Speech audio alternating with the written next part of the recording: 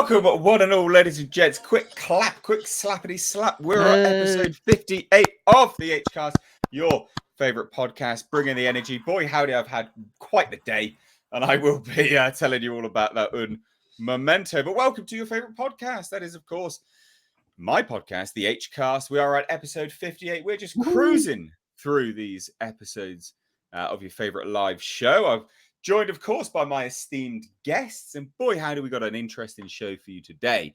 We've got Lucasfilm.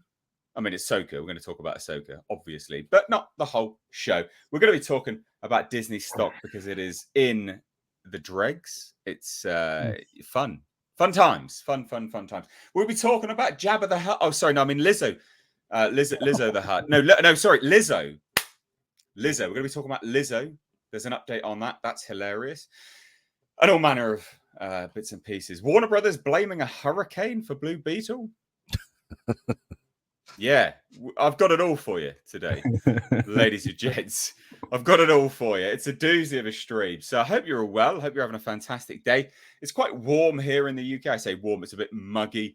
And I've had quite the day. But again, I will get to that in a minute because it's quite an interesting story and you guys will all love it. And only Culture's heard it, so the rest of the panel will love it as well. But that takes me on to, of course, my esteemed panel. I've got a great show here for you today. We've got Culture Casino, Tom Connors, and Nick. So Culture Casino is, of course, from Culture Casino. Tom Connors is from Midnight's Edge, After Dark, and Midnight's Edge. And we've got Nick from Nick Talks Entertainment and Echo Base Network. You can find everyone's channels linked down below. But I've always got to say it. I've got to do it. We get demonetized here, and you'll see the screen flitting between here and there and everywhere. And guys, probably already demonetized. Yeah, it probably is. I mean, Tom's appeared on the screen, so we're guaranteed to be demonetized.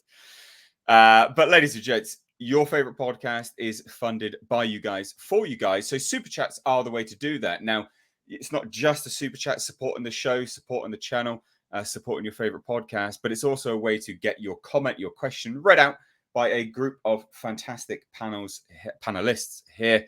It's a captive audience, guys, and I take your questions and I make them into their own videos on the second channel, which you can find linked down below. So please do, as you roll on in here, hit that thumbs up button. And if you've got anything that you want to ask us during this show, any of the topics you want to add your 2 cents, you just want us to talk about something that's on your mind, chuck in a buck, chuck in a super chat, and we will get to that. So, ladies and gents, how are we all doing? Well, panelists, how we doing? Culture, Tom, Nick. I'm fantastic, doing, guys. Things been going good. I stuffed my face while we were prepping for the show, and I'm fed and read and ready to go. We've got stuff. We got things. We got stuff and things.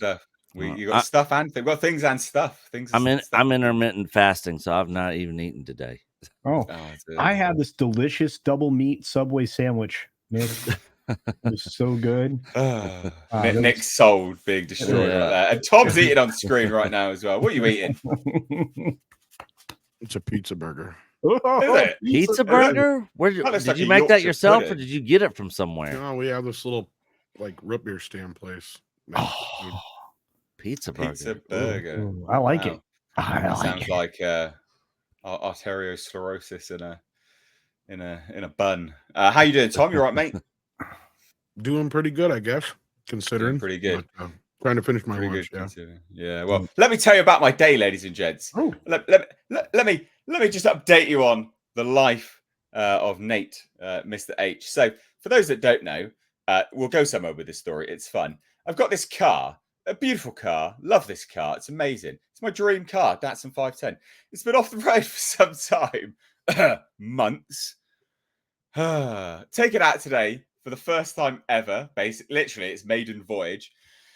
And I'm like, great, I'll go get the wheels aligned. Figure out finally why it's steering so bad. Because I got 3 degrees of toe in on one side. 3 degrees of toe in on one side. For those that'll wear the tires down quick.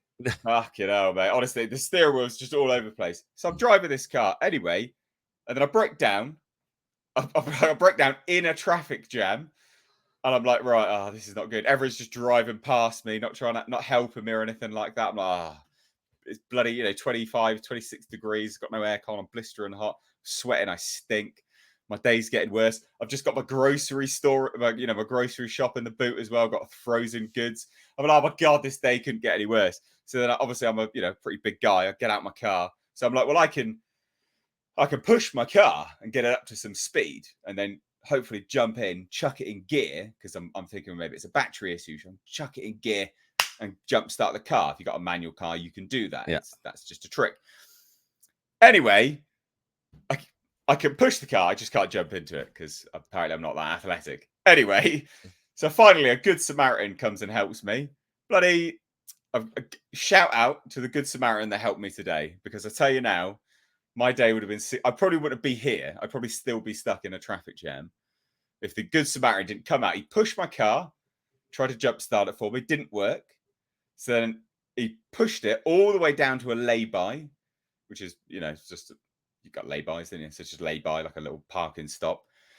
And then he offered to take me home and then to the petrol station, because I worked out what it was. I either flooded the engine or it didn't have any fuel, but the fuel gauge was still reading. Anyway, and then take me all the way back to my car. And I was like, my God, is there anything I could do to repay you? Because I got my car started. Spoiler alert, it works. So I bought him a pint. There you go. There's my day. Wow. Good Samaritans. Good Samaritan. Few and far between, because literally must have been like 50 cars drove past me. No one helped. I'm like, not that anyone has to, but it's nice to be nice. So I was like, you bunch of absolute douchebags. Anyway, there you go. That was my day. What a day. Sounds pretty interesting.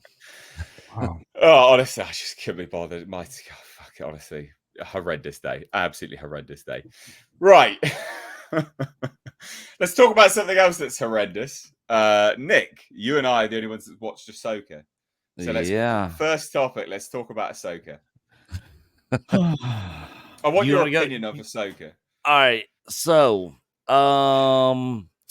visually speaking, like most Star Wars, I thought it looked good. There, between both episodes, there was a lot of really nice set designs. The CGI and the special effects were good. The very beginning of the first episode, though, when she's fighting the robots and they go into self-destruct mode, I was like, good Lord, man. That's like a nuclear explosion. Like that, IG-11 has nothing on these guys. Because worse than the Predator's explosion, isn't it? Like, yeah. Jesus. When he self-destructed, it just blew up him and some stormtroopers around him. This thing was like, they went nuclear. And I was just several megatons. My God. Yeah. I was like, that's a little over the top, but whatever. Something else I noticed at the beginning of the first episode.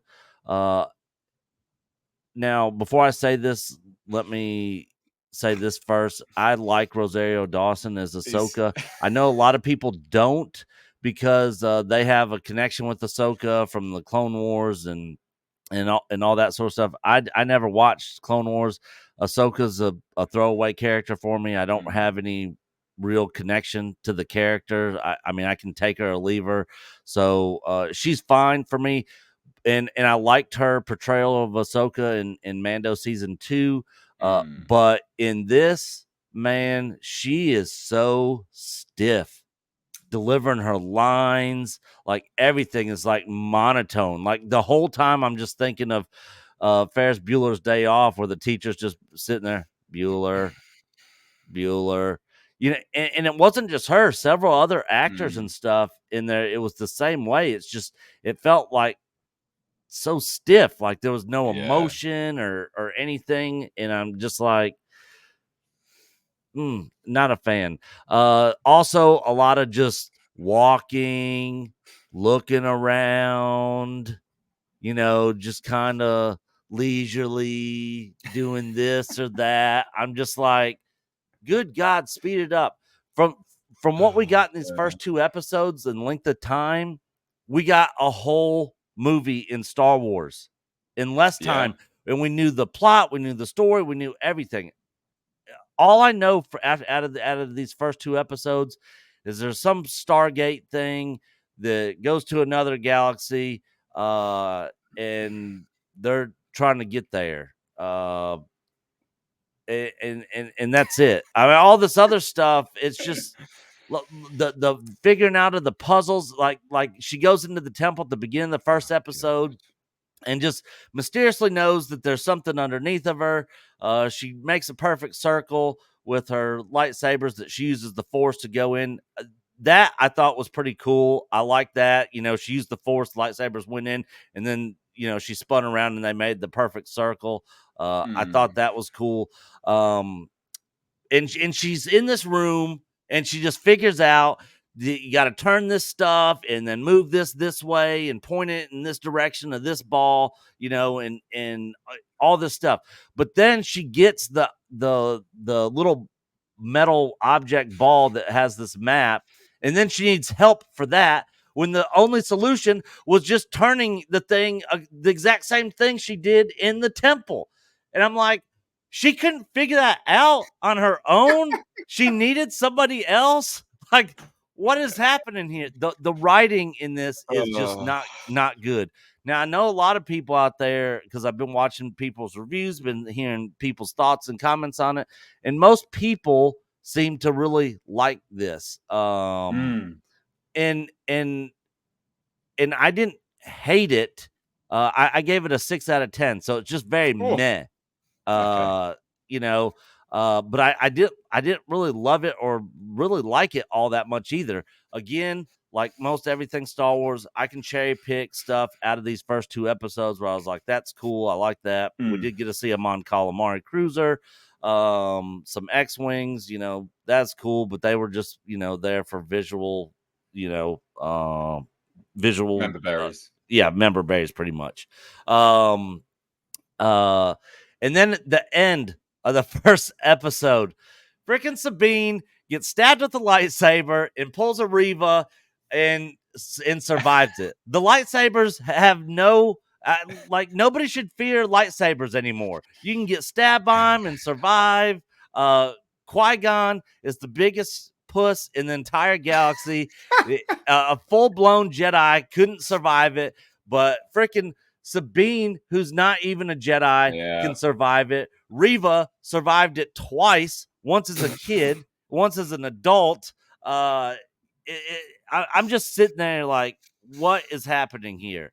Dave Filoni is a hack. I am not a fan of his at all. I hope the show gets better, but these first 2 episodes were just honestly a bit boring at times.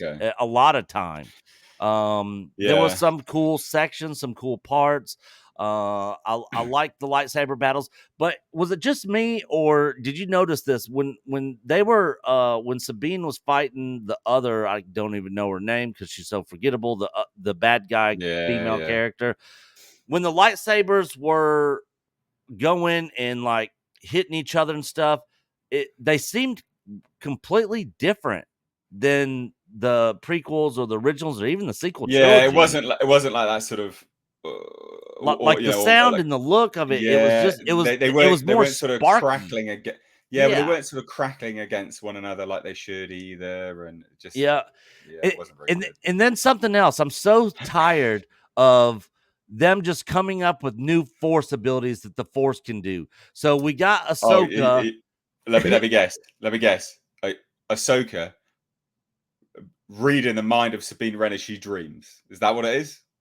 That's one. That's part of it. That and memories in a place. Yeah, that she was never even there. She can just walk there, close her eyes, and just know everything that happened in that space. I'm like, when did this become a thing of the Force? Detective Ahsoka. Yeah, it's I face palmed so many times during these first 2 episodes. It just wasn't that good. Again, there were some things about it that I did like, that I did enjoy, but good God, man, Star Wars under Filoni and Disney just is not Star Wars. So I'm gonna keep watching the show. We'll see what happens. We'll find out that they're obviously gonna end up figuring out how to travel, to this other galaxy. There's I was just left with a lot of questions, and this is the other bad part about trying to review. Obviously, we can only review the first 2 episodes because that's all they've given us. They're just dropping an episode at a time after this, but I don't know what's going to happen. Maybe at the end I'll be like, okay, this all makes sense. But right now I'm just kind of dumbfounded and lost, and have more questions than answers. Do you want my thoughts? Yeah. I'll give you even more. I'll give you more questions. Yeah, that's pretty much sums it up. And I'm sure you'll probably bring up some stuff that I'm not even thinking about. Will I? Right. The best thing of the show is Ray Stevenson. He's great. Oh yeah. I want a whole show. I want what this show should have been. My thoughts are, in a nutshell, what the show should have been is a cat and mouse game between Ray Stevenson's Balon Skull and Ahsoka. That's what it should have been. Mm-hmm. Now, you comment about Ahsoka going, and finding the star map. The star map, which is a prize star map to the last known location of Grand Admiral Thrawn. Yeah, it's the Force Awakens all over again. We got to get Who the map. Fuck made the star map? Yeah, exactly. Who made the star map and put it there? Surely you could just go and ask them. Who made the star map? Yeah, when they were already gone. Who made it? How did they know? Where are they? Yeah. Anyway, absolutely. That's complete bullshit. Absolute complete bullshit. Such nonsense. Again, as you rightfully pointed out, Ahsoka figured out where the map was from spinning some nonsense. She knew how to open it. She didn't need the key.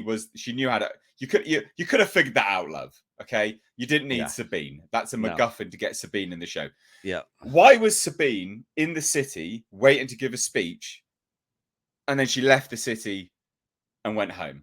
Oh, that music! Literally just to show she's a badass. Hate it. Absolute terrible writing. I hated plot it. Hole. Why on earth? Shit music. Why on earth would you go like that? When we talk about plot holes, you've got to put yourself in universe and go, why did someone do that? There's no actual reason. So she went to the city. She was literally there in front of the mural. She was ready to give a speech, and then she left. Yeah. Why did you go in the first place? I got the feeling of that freaking phony Filoni took a page out of J.J. Abrams' book when he did Star Trek, because it was like almost like a exact duplicate scene of when Kirk was going Beastie down the road, with the Beastie Boys music, and but this was some other weird music with lyrics, and I'm just like, what is happening here? Hate it. So that's just to show that Sabine is a badass, right? And then Ahsoka is like, oh, I need you, Sabine. No, that star map's got to stay here. And then Sabine just does the same thing again and runs off. What? I hate this character. She's a bitch. And then she decides to cut her hair, so now she looks like a boy. Cool. Story arc complete. Who cares? Why? Honestly, why is everyone who's powerful is a woman? Literally everyone. General Syndulla, Ahsoka, Sabine, Elsbeth, some like black magic witch girl, and Balon Skull. Really cool character. We literally don't get anything to do with him. Don't get anything to do with him at all. I want to know who this guy is. I want a cat and mouse game. Why don't we have a cat and mouse? I hated this show. I don't know. Look, I don't know. I like the fight. So there's a few things like that Maroc guy. They're just giving us another random Inquisitor type dude, with the spinny lightsaber blade. Yeah, and it's like, where did he come from? Well, he's got the Force because he pulled the blade back, didn't he? Yep. So he just came out of nowhere. He's just another rando. That strikes me of the Knights of Ren, edgelord nonsense again. The most cringe line in that second episode was "For the Empire," and then he dies. God, I'm just like, oh God, man, this is so I don't know. bad. And she's like, oh, what? Nothing's classified. I'm a general. So yeah, and then the other dude. My priority is to the investors. You know, Yeah. like what? Really? We're getting into investors and all this other crap. This is supposed to be space fantasy. Yeah. You know, I will say I quite liked the mysticism element. I liked that.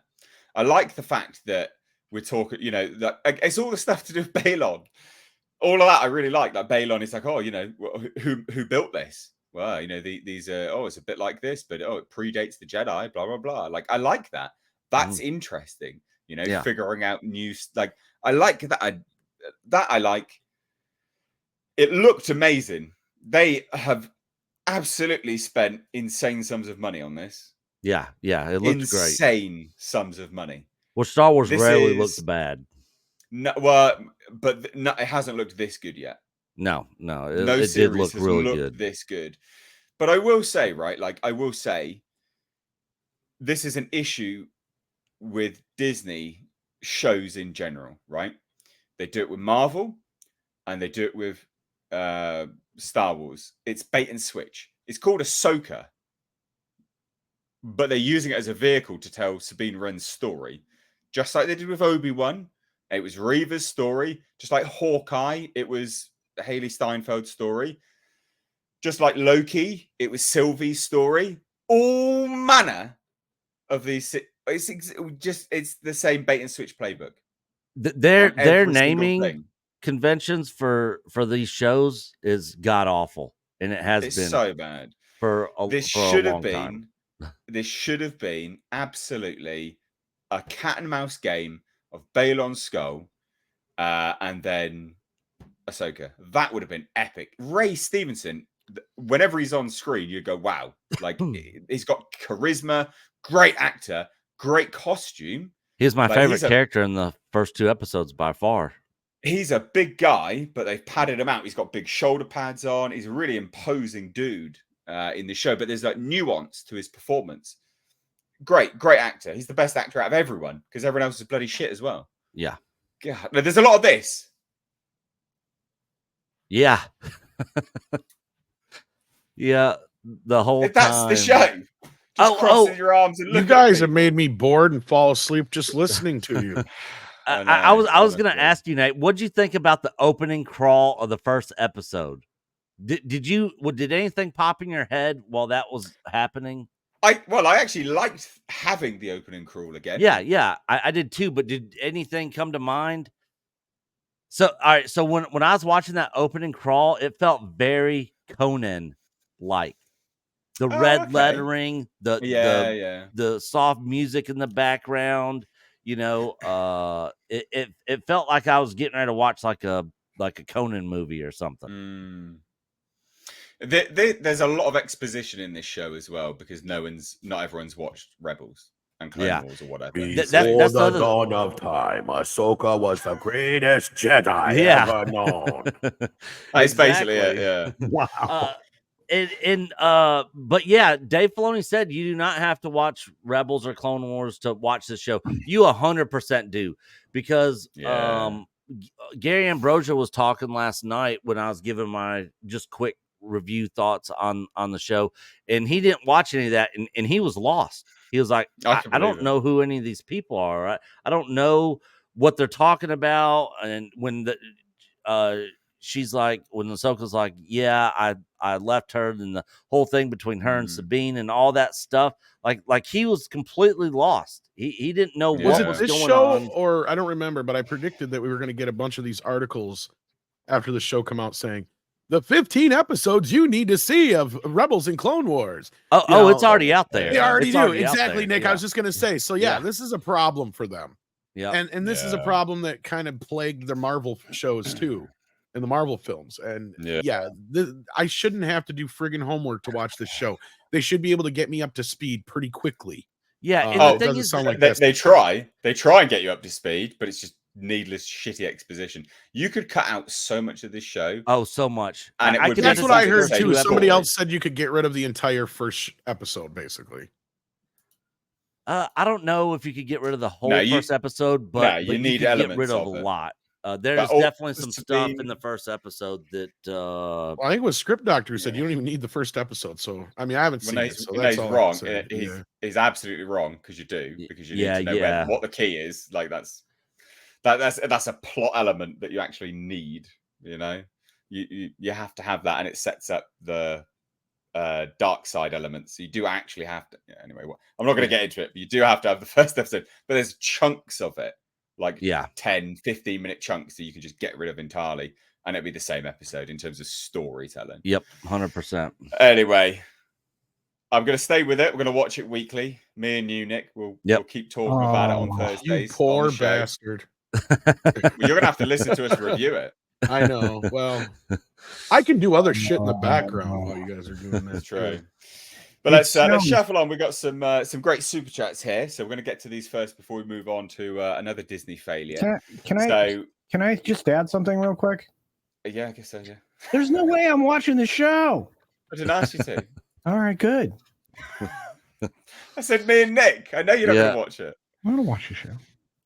Anyway, right. Everyone, thank you so much for sending in your great super chats. They go a long way. This show is literally funded by you guys, for you guys, your favorite podcast. We've got 600 viewers here. Please do hit that thumbs up button because this stream gets unlisted afterwards. It's not for the stream, but it's for you to hopefully get YouTube to tell you when we are going live, because they're pretty notoriously bad at doing that. But they're getting better. And I think it's all down to do with liking the stream and stuff like that. I think it goes a long way. Yep. I'm guessing. But anyway, let's get us some super chats. We've got one from Stephen Ellis for £2. Says, spend this on 2 squeaky balls from Tesco for Jasper. Yes, I will do. Thank you so much. Jasper's been loving girl outside today, but not too much in the heat. Bless him. He's a cute little doggo. Love him. What dude. Al Humphreys has been a member for 31 months. So thank you so much. Good God. Hello, Mr. H. Oh, by being a member, you get a monthly free super chat. So if you want to support the show another way, become a member. It's a monthly support, basically. Anyway, Al Humphreys says, hello, Mr. H, Culture Casino, Tom Connors, and Nick. How are you, gentlemen? Get stuck in, Tom. I think that's to do with your pizza burger thing that you were eating there, mate. Thank you. Hey, I'm telling you, it looked good. It looked really, really good. It looked like I love pizza. I love burgers. Really good. I would try it for sure. Well, they have burgers on pizza, don't they? So this is just the other way around. Yeah. It's basically like a spiced burger, and you got mozzarella in the middle, and then it's like got breading on the outside. Some of them do, some of them don't. Just depends on where you buy them. But any tomato sauce? You can put tomato sauce on it or whatever you want. Yeah, like whatever you choose. Some people just use ketchup. Is it like chicken or pepperoni? No, it's usually like pork or beef, but it's like spiced like pork sausage on a pizza, basically. You heard it here first, everyone. Tom likes they're pretty popular around here. I like spicy sausage all night long. Oh dear! Right, we got $4.99 from Gypsy Danny Mixboy. Says, watched Ahsoka yesterday with my brother. He nodded off 3 times. Not surprised. Ooh, yeah, I forgot it was even on. I forgot it was even releasing yesterday. Yeah. There's no hype about this, and they're trying to make it the event series. The event series. They even have Ahsoka at the Galaxy's Edge theme parks now. So get your tickets and get to Disney. Yeah. Wow, to see Ahsoka walking around. Trying. I literally commented on their post on it on Twitter and was like, won't even remotely get me to pay to come to your crappy Star Wars park. Star Wars is dead. Just reply with that. We got $10 from Israel R. Says, hello, HCast and panel. I can't stay to watch my favorite podcast, but wanted to put in some coin for the show. Very disappointed with Ahsoka. Lightsabers are only harmful to men, apparently. Yeah, that's true. Because the guy at the start gets stabbed and he's killed straight away. Yeah. It's literally identical stab wounds as well. I bet you anything, if you go back and look at it, it's in the exact same location. Yeah. Son of a bitch. Israel R. Well done for pointing that out. I hadn't even thought about Sabine and Reva are the only 2 to survive stabs That's right through their unbelievable. body from a lightsaber.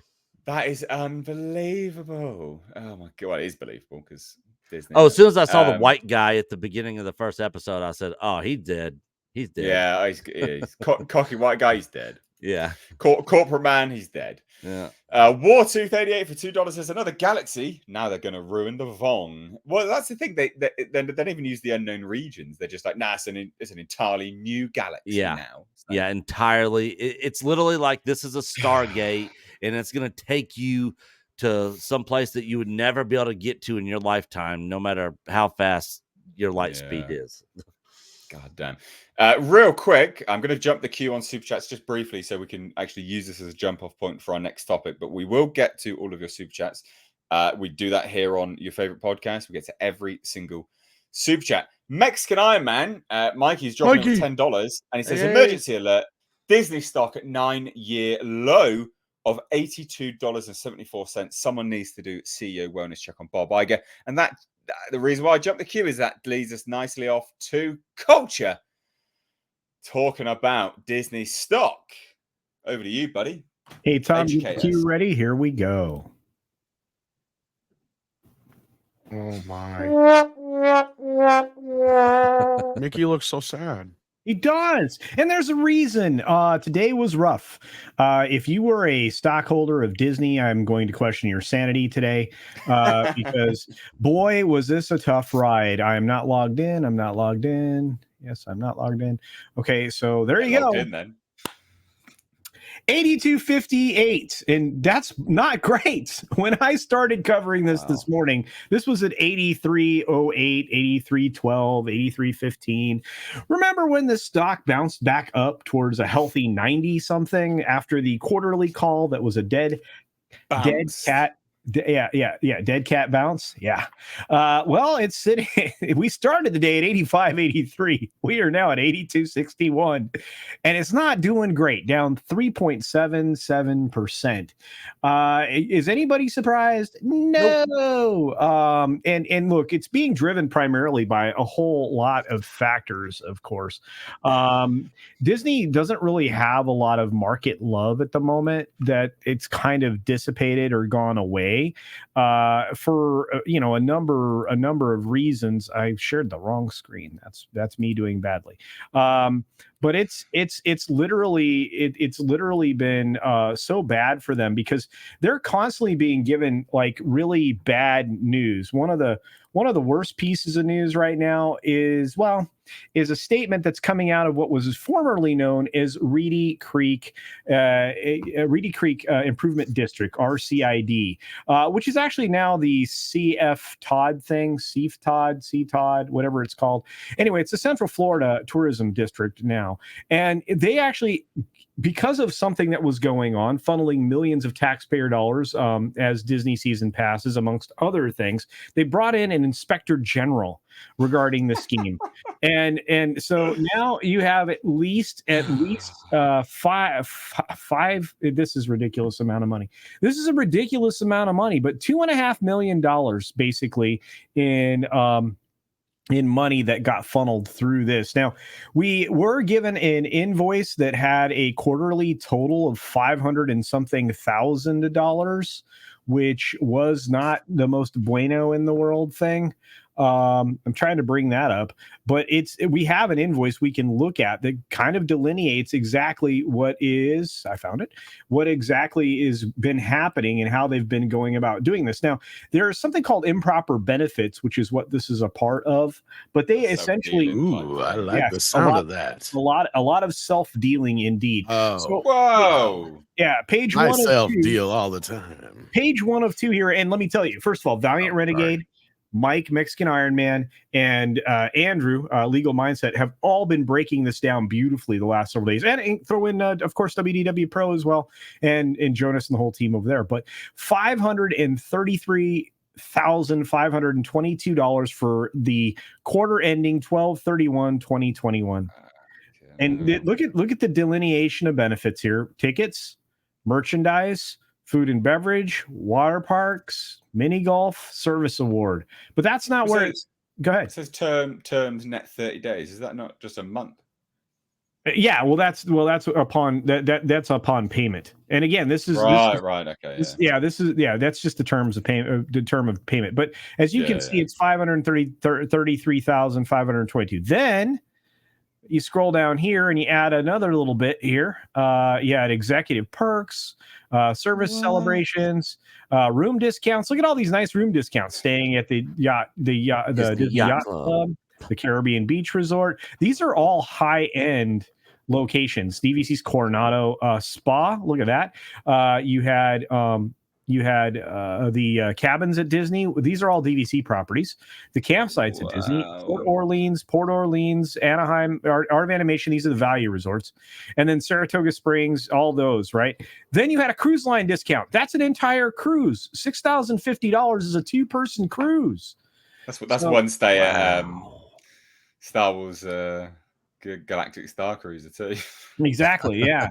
But isn't that absolutely ridiculous? And then, of course, it's all because it's all because they're trying to hide things, that all these things are coming out. They were using the district to do a lot of very sketchy things, and it that rattles in investor confidence when something like that is made public and then talked about. And then you end up at this place where Disney stock is flirting with the lowest close in nearly 9 years.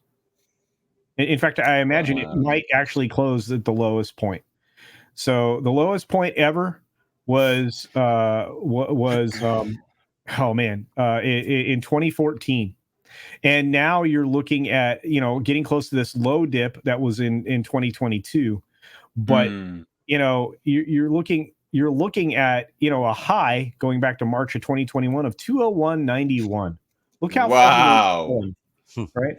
All in pursuit. And you know what? This is what Mexican Iron Man said the best yesterday. All in pursuit of Netflix's stock valuation. Yeah. Yeah, and that's why they started their streaming and all these other efforts, and it's really just backfired on them. So, if you're over Nelson, 50% drop, wow. Yeah, if you're Nelson Peltz, and you were promised not only a dividend but an increase in shareholder value, how's that working out for you, bud? Wow, not good. Well, I mean, but he's going to be pissed now. This could start another proxy war, couldn't it? Surely. Sure, yeah. And again, this is straight from Market Watch via via Morningstar. I mean, George Lucas has got to be pissed too, because a lot of what he got paid for the Star Wars IP was in Disney stock. Yeah, it's bonkers. And I've like I said, I mean, I wish I could have Mikey do a rant right here, because that would be brilliant. But for what it's worth, there are companies that are not doing even as well as Disney, but Disney, this is all self-inflicted. Everything that you're seeing right now is self-inflicted by just terrible decisions and outright malfeasance, because they are going to, we were joking the other day, Tom, you remember?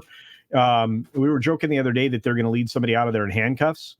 I think it was, I think that could actually happen. Maybe a few somebody's, we'll see. Or maybe they'll go to somebody's house that has, been, stepped away from the company for family reasons recently to jail. We'll have to see. But anyway, those are my thoughts on it. I don't know if anybody's interested in talking about it, but that's an incredible 9-year low. I love it. I hope it keeps going down. It's nuts. And they got to sell Marvel. They got to sell Star Wars. That's what I want to see. Well, we'll have to see. Marvel might still have some value, or it might be valuable. I don't think Star Wars is anymore, Nick. I think if you had $1.50 in your pocket, you might be able to buy Star Wars right now.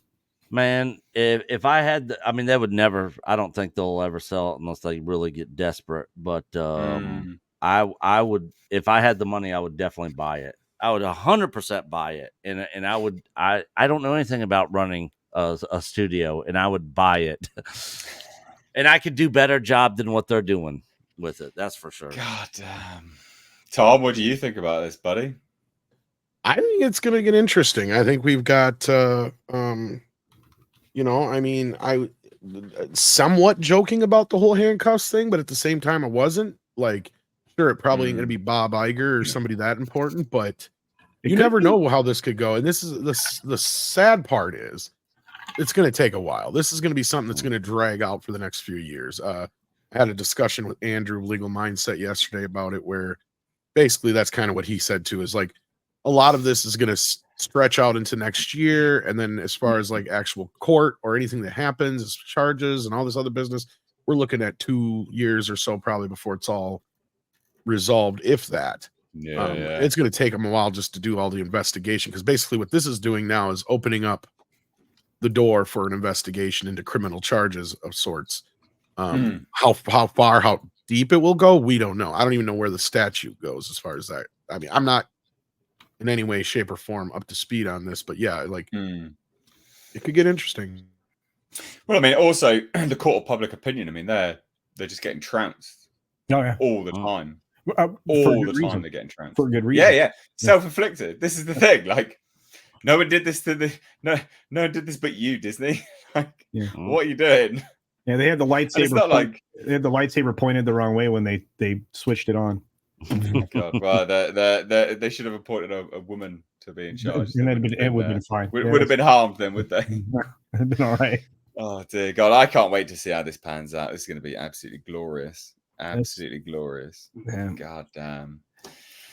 God damn. Well, let's get us some more of these super chats, guys. I said we'll obviously get back to them, and we will. And we got some other fantastic topics to move on to as well. Magitech Mags for $5 says, for something positive, here's something for the doggo treats. Also, howdy, gentlemen. Well, thank you so much. I do appreciate that, and Jasper will appreciate the doggo treats. I bought him some like chicken jerky stuff today. Loves that. Absolutely loves it. Can't get enough of it. Get your dogs chicken jerky and duck jerky and stuff. They think it's the best. Anyway, Black Saver for $5 says, all good points. This is the problem with storytelling that relies on knowledge of earlier material instead of it being self-contained, like Andor. Yeah, I mean, Andor is probably a bad thing to bring up because it's so divisive, but it's a good example. Yeah, Andor is just a story in and unto itself. It doesn't rely on other things, other shows that came before it. Yeah. Not for the story. This entire show of Ahsoka is heavily dependent on previous material. I mean, it is about previous material. It's a continuation. Rebel season 5, pretty much. Yeah, yeah, it is. Yeah. Well, yeah. But they're just called Ahsoka. Yeah. Right. You know. But again, like I said, bait and switch. It's the Sabine Wren show. Fuck's sake. Aurora Uplinks for $5 says Ahsoka should be before A New Hope. Focus on early Empire building up, crimes, and show Thrawn returning with new information and enemies to fight. Yeah, I don't know. I don't know if I'd want that, to be honest. I mean, Rebels did end right before A New Hope. You know, and Ahsoka was nowhere to be found during the entire original trilogy. George always said that she died during Order 66. So if you're going to bring her back, I can see an argument for what Aurora Uplinks is saying here. That if they would have just continued the story, because Thrawn wasn't anywhere around either. But, you know, the original Thrawn story did happen during this time frame that they're telling this story in. You know, he was never off in another galaxy the way they're doing it now. He was just the new, you know, leader over the Imperial remnants and the Imperial fleets. So, goddamn.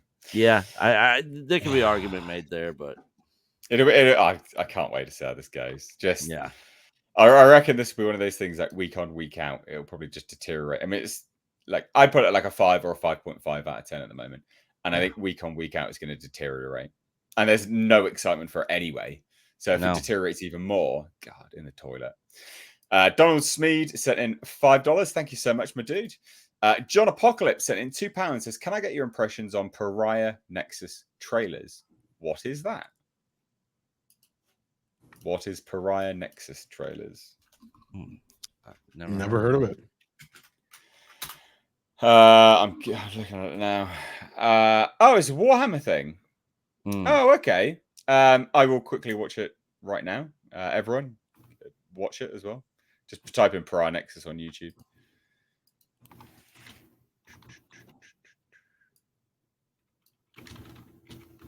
Unskippable advert. Gotta love him. Gotta love him. Fucking son of a bitch. Anyway. Warhammer 40k.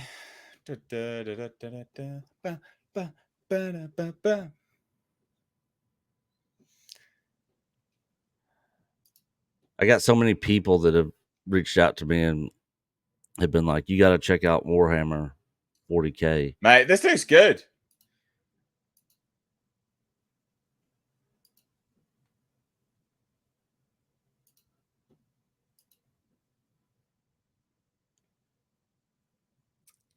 I like it. Looks good. Is it live action? No, you should watch it. We did. I said you should be watching it. It's good.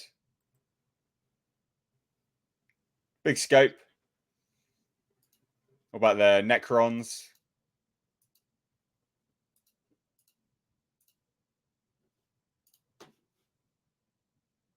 Yeah, I like it. Cool. Yeah, it looks good. There you go. There's my thoughts. Did anyone else watch it, or was it just me? No, I didn't even catch what it was. Pariah Nexus. Pariah Nexus. So Warhammer 40k. It looks good. It does actually look pretty decent. Games Workshop makes some good stuff here and there. Diamond Goff sent in $1.99. Says, "Hey, have any of you seen the movie Kung Fu Hustle?" Yes. Oh yeah. I think most people have. To be fair, Kung Fu Hustle, classic. Yeah. I think, to be fair. To Big Nose for $5 says, "At this rate, it seems like Disney has more fillers than the Kardashians. At least the fillers on the Kardashians are easier on the eye when they're photoshopped. Only when they're photoshopped." Dear, oh dear. We've got a £5 super sticker from Al Humphreys. Thank you so much. We'll take a brief break from the super chats, guys, but you've got a captive audience here taking in your questions and your comments. So please do send in your super chats. Again, your favorite podcast is funded by you guys for you guys. So please do chuck in a buck. But moving on to our next topic. It's Lizzo the Hutt. Oh, yes, ladies and gents. Another Star Wars update, kind of. Hey, Lizzo the Hutt is countersuing all the dancers who accused her of sexual harassment. But wait, check out the reason that she thinks she's got grounds to sue. Oh, boy. Mate, it's fucking funny. So she's got grounds to sue because her attorney, but just as an FYI, what is it with people going to TMZ? Jonathan Major's attorney kept going to TMZ. Lizzo's attorney is going to TMZ. Why? What is with this? Oh, it just reeks of legitimacy, doesn't it? That. Yeah, the paparazzi kings, TMZ, they, drop all the goods and all the knowledge on the, celebrity stuff. So I guess that's what people go to them. Honestly doesn't make any sense. But wait, here's the reason why they think they've got grounds. Because apparently it's come to light that the same dancers recently went to a topless cabaret show in Paris off their own accord, consenting to it. Okay. So because they willfully went to a topless cabaret show, that means they can't sue for being duped into going to a bizarre erotic bar where women have bananas up their vaginas. No. I mean, mate, I could use it. Because you've had sex, it means that you can't be raped now, apparently. That's basically what they're saying. Because this is consent, right? They consented themselves to go to a topless cabaret show. Fine, go and enjoy that. They did it off their own, off their own fruition. They enjoyed it, whatever. Lizzo duped them into going to this show, another one, a different type of show, and they're like, "No, you can't sue us because you've been to some already." It's not how it works, mate. That's not how consent works. That's what? Thoughts. I'm without words. I'm like speechless. Like, what? Huh? Not the best defense in the world, kids. Apparently, well, if you weren't dressed that way. I mean, come on. This is the kind of victim blaming it is at this point. It's like, bitch, you made these people do this shit, basically. Yep. And I'm sure, here's the thing. You clearly don't understand how the hierarchy works in the world and how basically why there are laws protecting people from this shit. Because if somebody is in a vulnerable position to you and they feel like they're in fear of losing their job or their livelihood or something like that, and you force them to act on that, that is basically, you know, what the whole Me Too movement was about. Really, if you want to get down to it without getting into real logistics here of words and certain things I want to say, but like, yeah. It's just, it's now it makes sense why they went to TMZ. Oh, way. I mean, I don't know how this. I mean, this obviously isn't going to pan out for her, for Lizzo. Of course it's not. I mean, is she just trying to flip the script on him to be like, no, I'm the victim here? I mean, that's really the only reason. I think I think she's trying to scare them because they'll obviously go. She's got more money than us, so yeah. You know, it'd be like this protracted legal battle, basically. I think that's what it is. You did see that tweet, right? That basically incriminates the hell out of her. No. Right. You guys haven't seen that yet? Mm-mm. No. What's this? It's right here. Yeah, this was from back February 24th. Whoops. And basically, yeah, she tweeted out, back in the Yiddy supersuit, Amsterdam, you were incredible. We laughed, we danced, we sang, we cried. We ate bananas. Miss you already. Oh, shit. So there goes any trying to claim that none of it happened is out the door. So that's why she's doing this. Because she knows she's fucked. So all she can do is victim blame now. So really, it's more like, well, you chose to go, you know, kind of shit. Oh, glaring. That makes it. It makes sense why they went to TMZ then, because no one with any sense of half a brain would take this seriously. They'd just be like, "Piss off! What? No." So they're just trying to drag them through the mud in the media, basically. That's what they're trying to do, isn't it? And scare them, I guess. Absolutely pathetic. Absolutely pathetic. And remember, like, because loads of people are like, "Oh, you're quick to judge." Yeah, I am, because she didn't come out and deny it. It's the easiest thing to do. Proof. Yeah. She didn't come out and deny it. Now we've seen proof of it all. Well, she did half-ass deny it, but it was like not even a real good denial. Well, yeah. Well, she just played the victim, and now she's victim blaming. Yep. Ridiculous. It's absolutely. I have never wanted to see her go down so much in my life. Phrasing. Gross. Anyway, hilarious. Absolutely hilarious. Just what a joke. What an absolute joker. Again, these people willingly, off their own accord, went to a cabaret show. Oh, you can't sue us for forcing you to go somewhere. Yes, you can. Absolutely, you can. It's called consent. They didn't consent to going. They were forced into it, pressured. Oh, God. Even if they did go of their own volition, my point is they were pressured into eating the fucking bananas. They were pressured into participating. Yeah. That's the part where this goes over the line. When she is the authority figure here, being their boss, that is where the problem lies. Yeah, I agree. Absolutely agree. What a joker.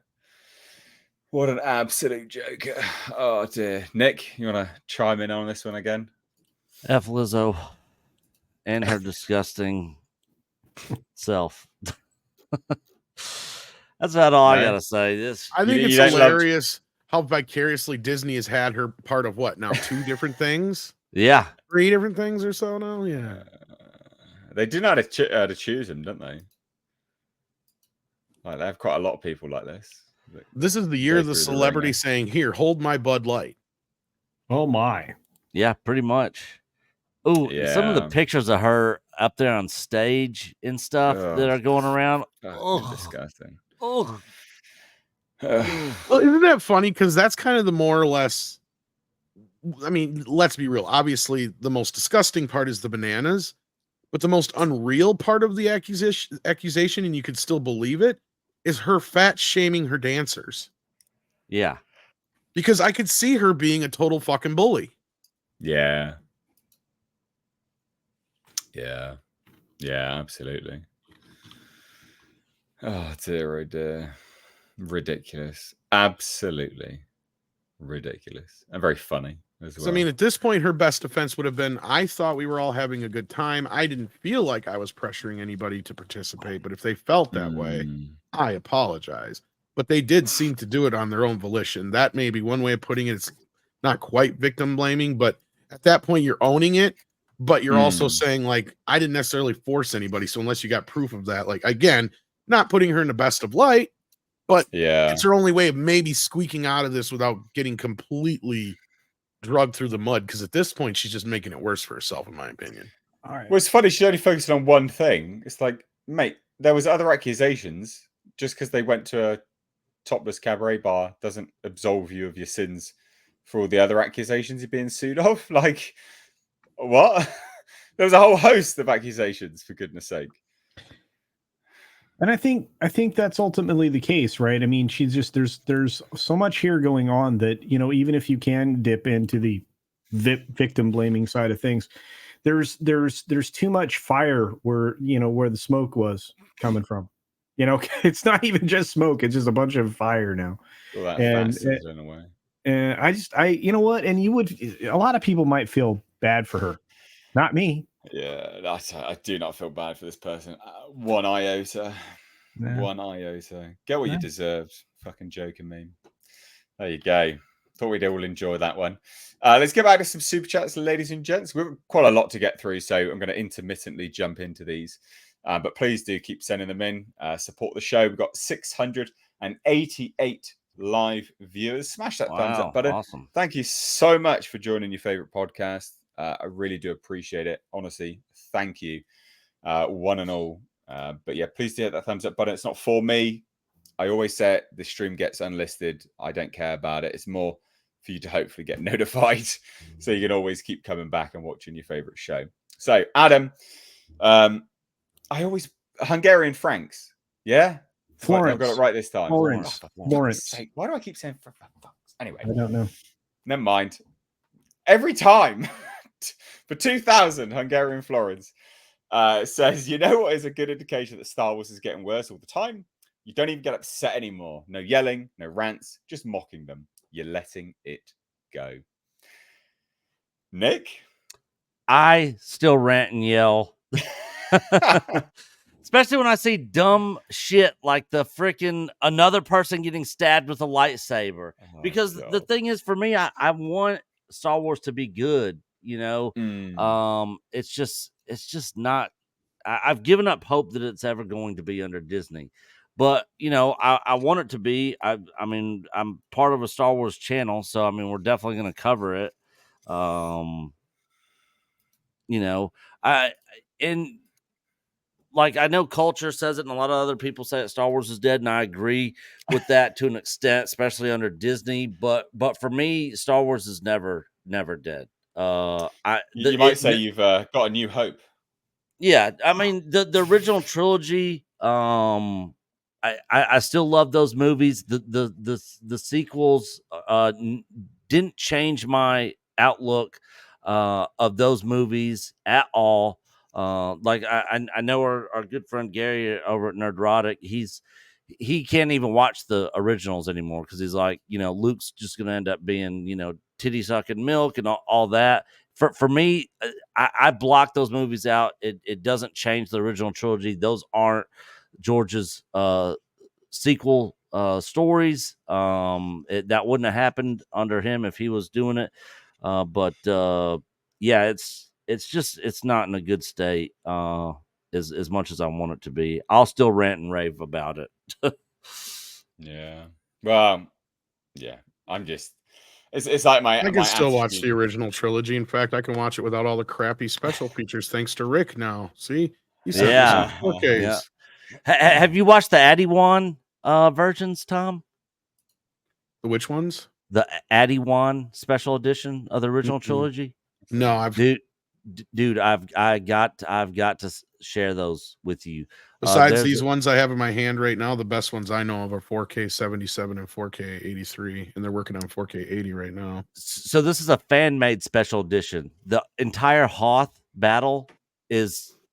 Oh, you said this before. I remember. Yeah, it's completely different. That shows there's way more ATSTs, way more AT-ATs. The AT-AT side doors open up. Snow troopers are rappelling down off the sides. They've added so much. It's what the special edition should have been originally. Yeah. They added stuff to all the displays and the screens, the color correction.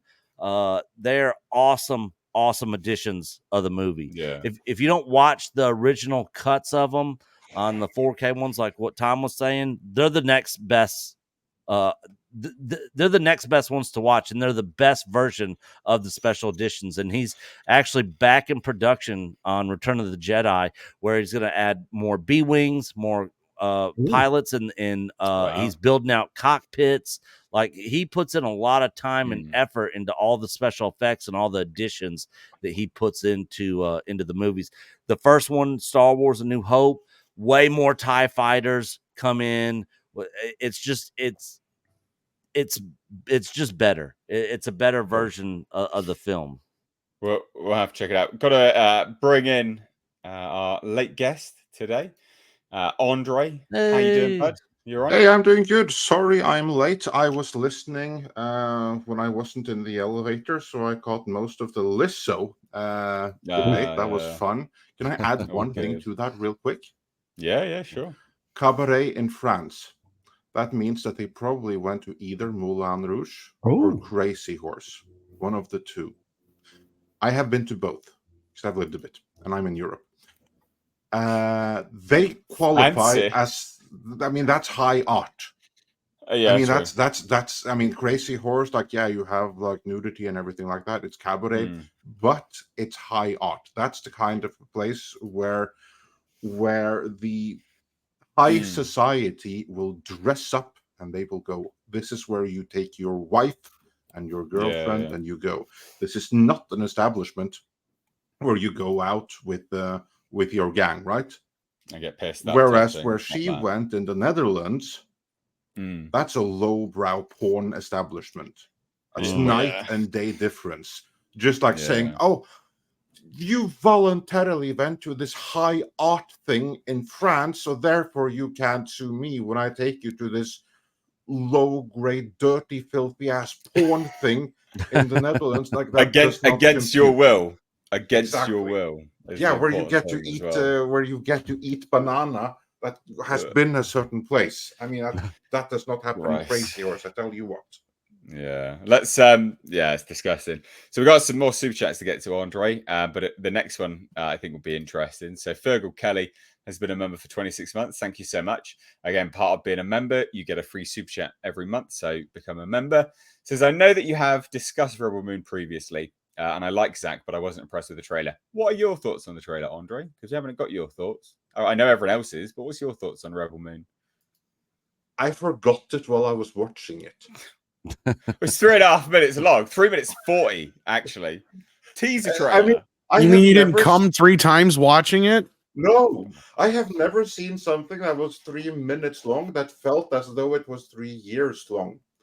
And story-wise, like the trailer, I thought it was like a really poorly narrated, shoddily pieced together piece of crap. That is not to say anything about the movie, but like it reminded me of like trailers that were cut like in the 80s before they really figured out, oh, this is how you cut a trailer where you get like the story and narrative with tease and everything like that. None of that was here. To me, it was like just like a bunch of scenes strung together, and they just assumed that the name Zack Snyder is just going to make everyone come. But here's like the thing. I do like my Zack Snyder movies. I like the Snyder Cut. I like 300. I like Watchmen. I seriously, I think that the Snyder Cut is one of the best DC movies ever made. I kid you not. I know Tom disagrees with that, but I really think that. Wow. But It's seeing the this same thing movie, right, but 5 hours long. no, it's not. It's night and day Yes, difference. it is. No, it isn't. All right, let's not get into a But Snyder anyway, argument. All right. no, I wasn't impressed at all, and I was like thinking, oh, this could be cool. I'm not so sure I think that now. It looks like Jupiter ascending Redux to me. I'll tell you what. Here's a great example that just popped into my head. It looked like it could have been a music video. That 3 minutes 40 whatever it is seconds teaser trailer could have just been a music video, couldn't it? That's a good point. Yeah, definitely. If you just put music to it, it wouldn't be any different to it, like one of those random music videos which just cool scenes in it. Just cool scenes, no story, just cool scenes. That's it. Could be a music video. Ridiculous. Let's shuffle on to some more super chats then before we move on to our next topic, which is an interesting one. I think Andre and Tom will probably have something to say about this. A tipping barn for $1.99 says Booba are apparently like Kevlar. Yeah. Only women get hurt. Only women survive Star Wars lightsabers now. Yeah. It's ridiculous. Well, Dark Winter for superior. apparently so. Did you watch Ahsoka, Andre? Honestly, no. I have been putting it off, and I'm not sure I'm going to. It'd just be me and you, Nick, reviewing. Yeah, like my reason for not doing it is like we put a video up on Ahsoka earlier today, and it's absolutely tanking, which tells me that the interest just isn't there. No, I agree. Literally, no one cares at all. Just like with the secret invasion. Yeah, there was no point in following it because no one cared. The interest wasn't there. The damage had been done. Dark Winter for £5 says, how does Ahsoka fare when compared with the 2 Ewok movies? I've never actually seen them, so Nick, you'll have to answer this one. All right, this might be a hot take, especially as adults. I love the Ewok movies. I grew up on those.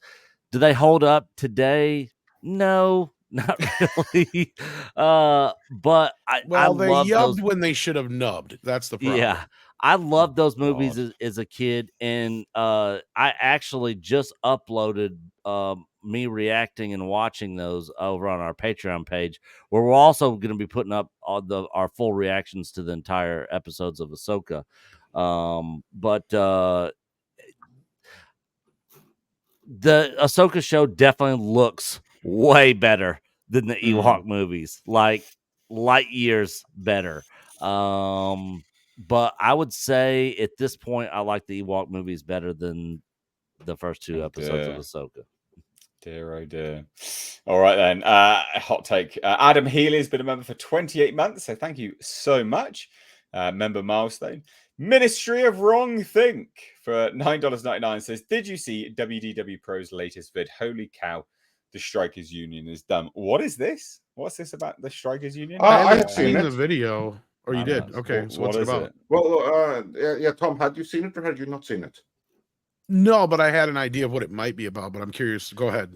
Well, it's basically about who is representing. I haven't seen the entire video, but the people that are behind the Writers Guild of America, basically there is no CFO running the show. There is no head attorney running the show. Instead, you have like these 24-year-old nobodies that don't know what the hell they are doing, which are up against the best of the best from the studios.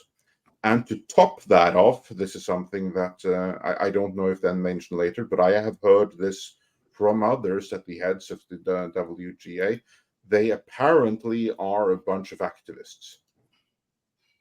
So it's questionable how well the writers' interests are being looked after by the Writers Guild.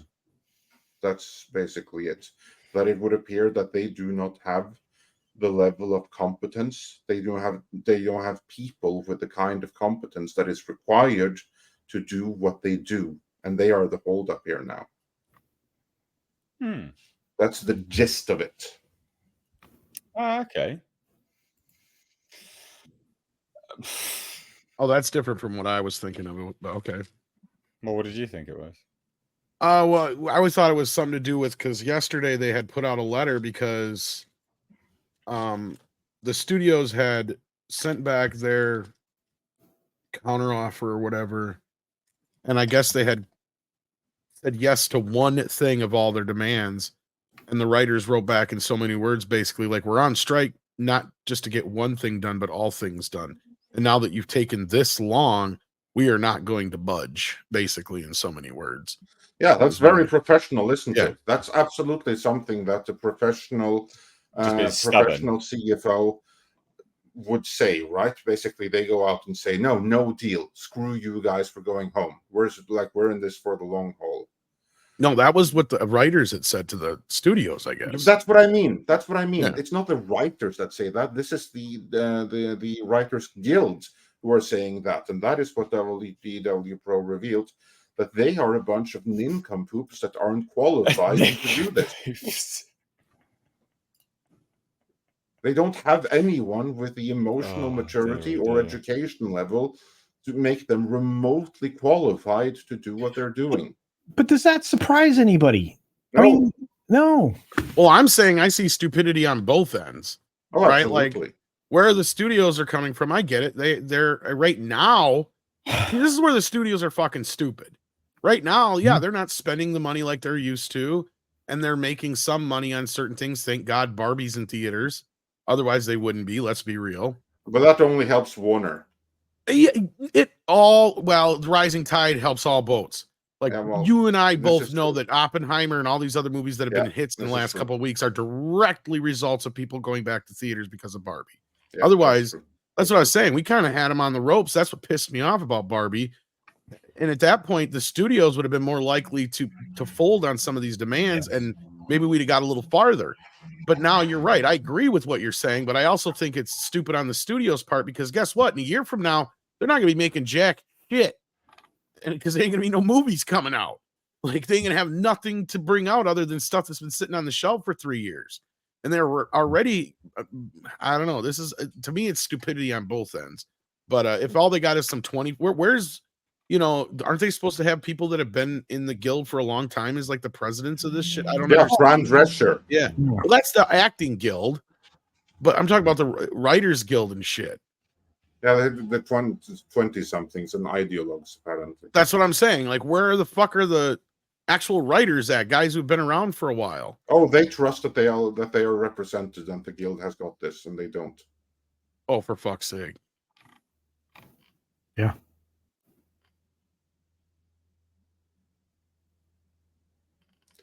That at least was the WDW Pro's scoop in a nutshell. And of course, there's more details. Check it out, but that is the gist of it. Yeah, you definitely want to check that video out. In other words, get ready for a long winter, kids. Yes. Especially if you're a writer in Hollywood. I mean, like if you're just a casual viewer waiting, when's your favorite movies and TV series coming back? You can keep yourself entertained on YouTube in the meantime. Play a video game or read a book or something. People have changed to YouTube anyway. Like, I mean, exactly. Look, these kind of shows, people spend their evenings watching this, as opposed to the garbage, what is it, like late night shows that are put on cable and stuff like that. Nobody misses them. No one misses them. Because like these kind of things have grown and evolved, and people, it's not just this, it's everyone's channel putting out these types of shows, and people spend their evenings watching this instead because it's far more entertaining, it's far more interesting, it's far more more trusting. Yeah, exactly. Yeah, it's legitimate. Like there's a lot of conviction behind it. That some writer hasn't just written it all together and put it in front of people on a keyboard to read out. Yeah. Whereas this is us having a conversation about certain topics. It's all very real, and you guys can interact with us as well as you do with super chats. Like, this Ministry of Wrongthink one, like, we've just spent the time talking about it. This is why people come to this now rather than these late night garbage shows where it's all just pretentious nonsense. And no one's missed it at all. So very, very funny. No, nobody gives a shit about any of these nighttime programs. TV is actually, it's funny you bring that up because TV is where we're going to see the effect first, right? Yeah. movies, it's going to take a little bit. TV, we're going to be Yeah, like, you got a few years in the pipeline for that to. yeah, start, it's going to be by this winter or even early next year. We're going to start noticing Yeah. TV. Well, we're already noticing with the nighttime television, but it's going to be across the board. Like, because I even heard that, like, even though they're launching season 3 of Chucky, I heard they never finished doing the show. So I don't even know what the hell they're doing with some of these things. So they just going to stop these shows mid-season and just wait to see what happens, or what? I guess I don't know. Yeah, probably. Yeah, who knows? Well, thank you for that, Ministry of Wrong Thing. We've got a super sticker from Kitty Bear for 99 euros, I think. So thank you so much, my dude. Diamond Goff for $9.99 says, thoughts on my Predator movie script? Call it Yautja. We see the upliving of an unblooded son of a late fugitive fight through a corrupt system as he proves he's worthy of being blooded, but it's not all as it seems. And then there's no more. Oh, is it like a quick plot outline? Might follow up. Yeah. It sounds interesting. I quite like that. I guess like you're talking about like honor, a disgraced by blood sort of thing, aren't you? Really, that's what you're talking about. You're talking about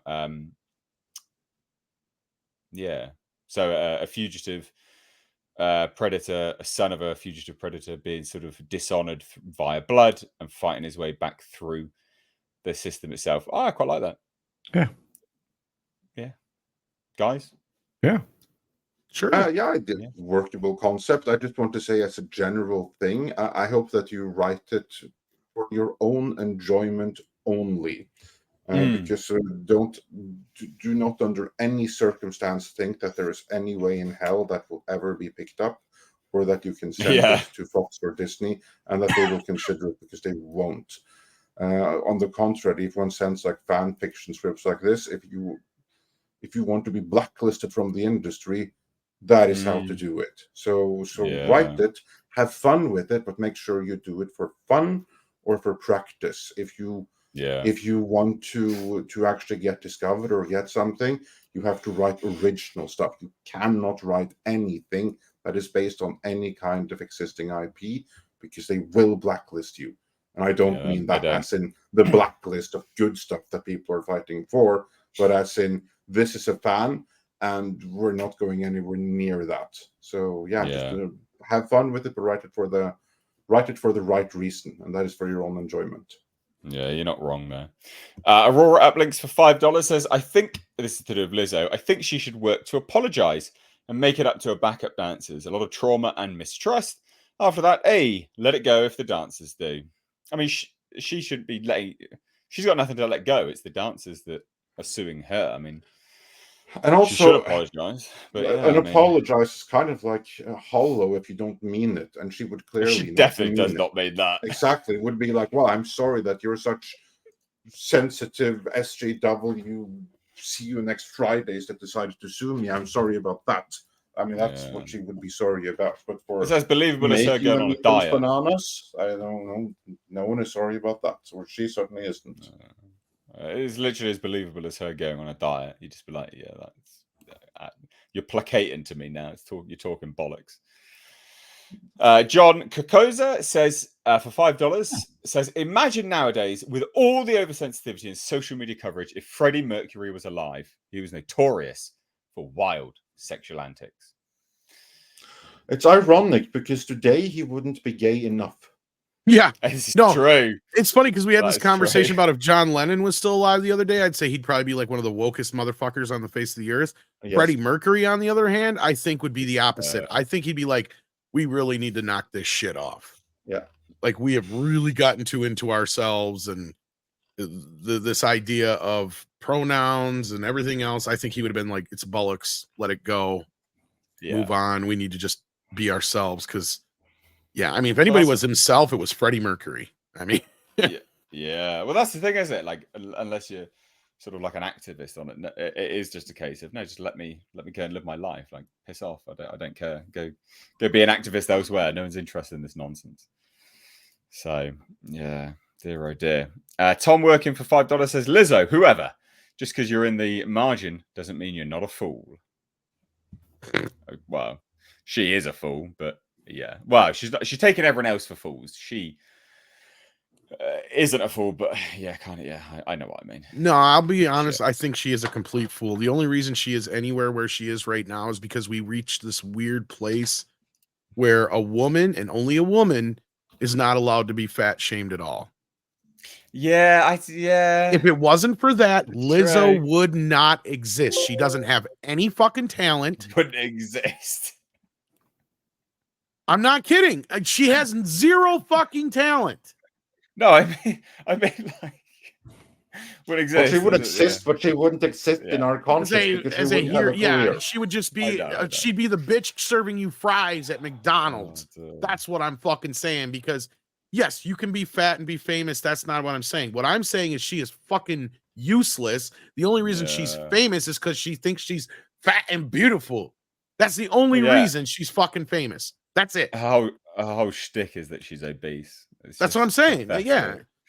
Didn't they body shame Keanu Reeves recently? There was like Yeah, that was a bunch of horse shit. He's in his late 50s, for God's sake. He's 58. You know what?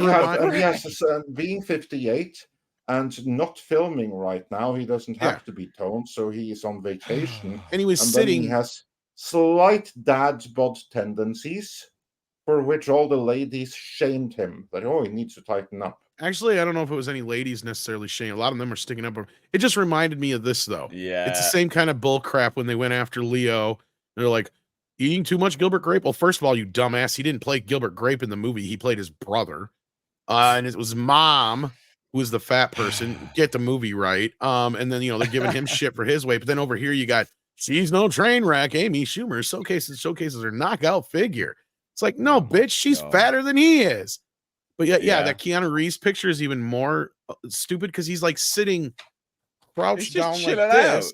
Where I'll tell you, as a fat guy, that makes you look the fattest you are.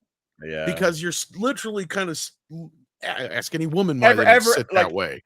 Even, right? So even when I look like this, right, ripped to the bone on the right. Jesus Christ, I sat down, you just made me gay. If I sat down, I still had rolls, and I was ripped to the bone, right? So when you sit down, you've got rolls. Everyone does, and I had a pretty good 6-pack. But everyone has rolls when they sit down. Give the guy a fucking break. He's 55. That's what I'm saying. I don't think his tummy is that. I bet you he's very nice and toned for his age. Jesus. He's probably got a flat, like most. Yeah, it's double standard. It's pathetic. Anyway, Aurora Uplinks for $5 says, "How would you feel about a Star Wars film about a fleet captain assigned to hunt down an entire pirate gang? One Star Destroyer versus a large hodgepodge fleet, all hiding." Wasn't that kind of what The Last Jedi was in a way? It was a chase, though, I guess. So I don't know. Yeah, it was a bit like that, wasn't it? Yeah. Yeah, I don't know. Pirates are something they've never really explored a whole hell of a lot in Star Wars. No, they have. They got Space Vikings in the High Republic. Oh, for fuck's sake. That's not the same thing. No, I didn't. Let's get High Republic. They do. They literally have Space Vikings in the High Republic. That's how they described them from when they're introduced. Never mind. In addition to all the diversity and dinosaurs. And rocks. And rocks. I'm glad you said that. They've kind of got. They have, but they've got all the sort of smugglers and stuff. That's basic. It's sort of pirating-ish. I have a question. Are the Space Vikings diverse enough?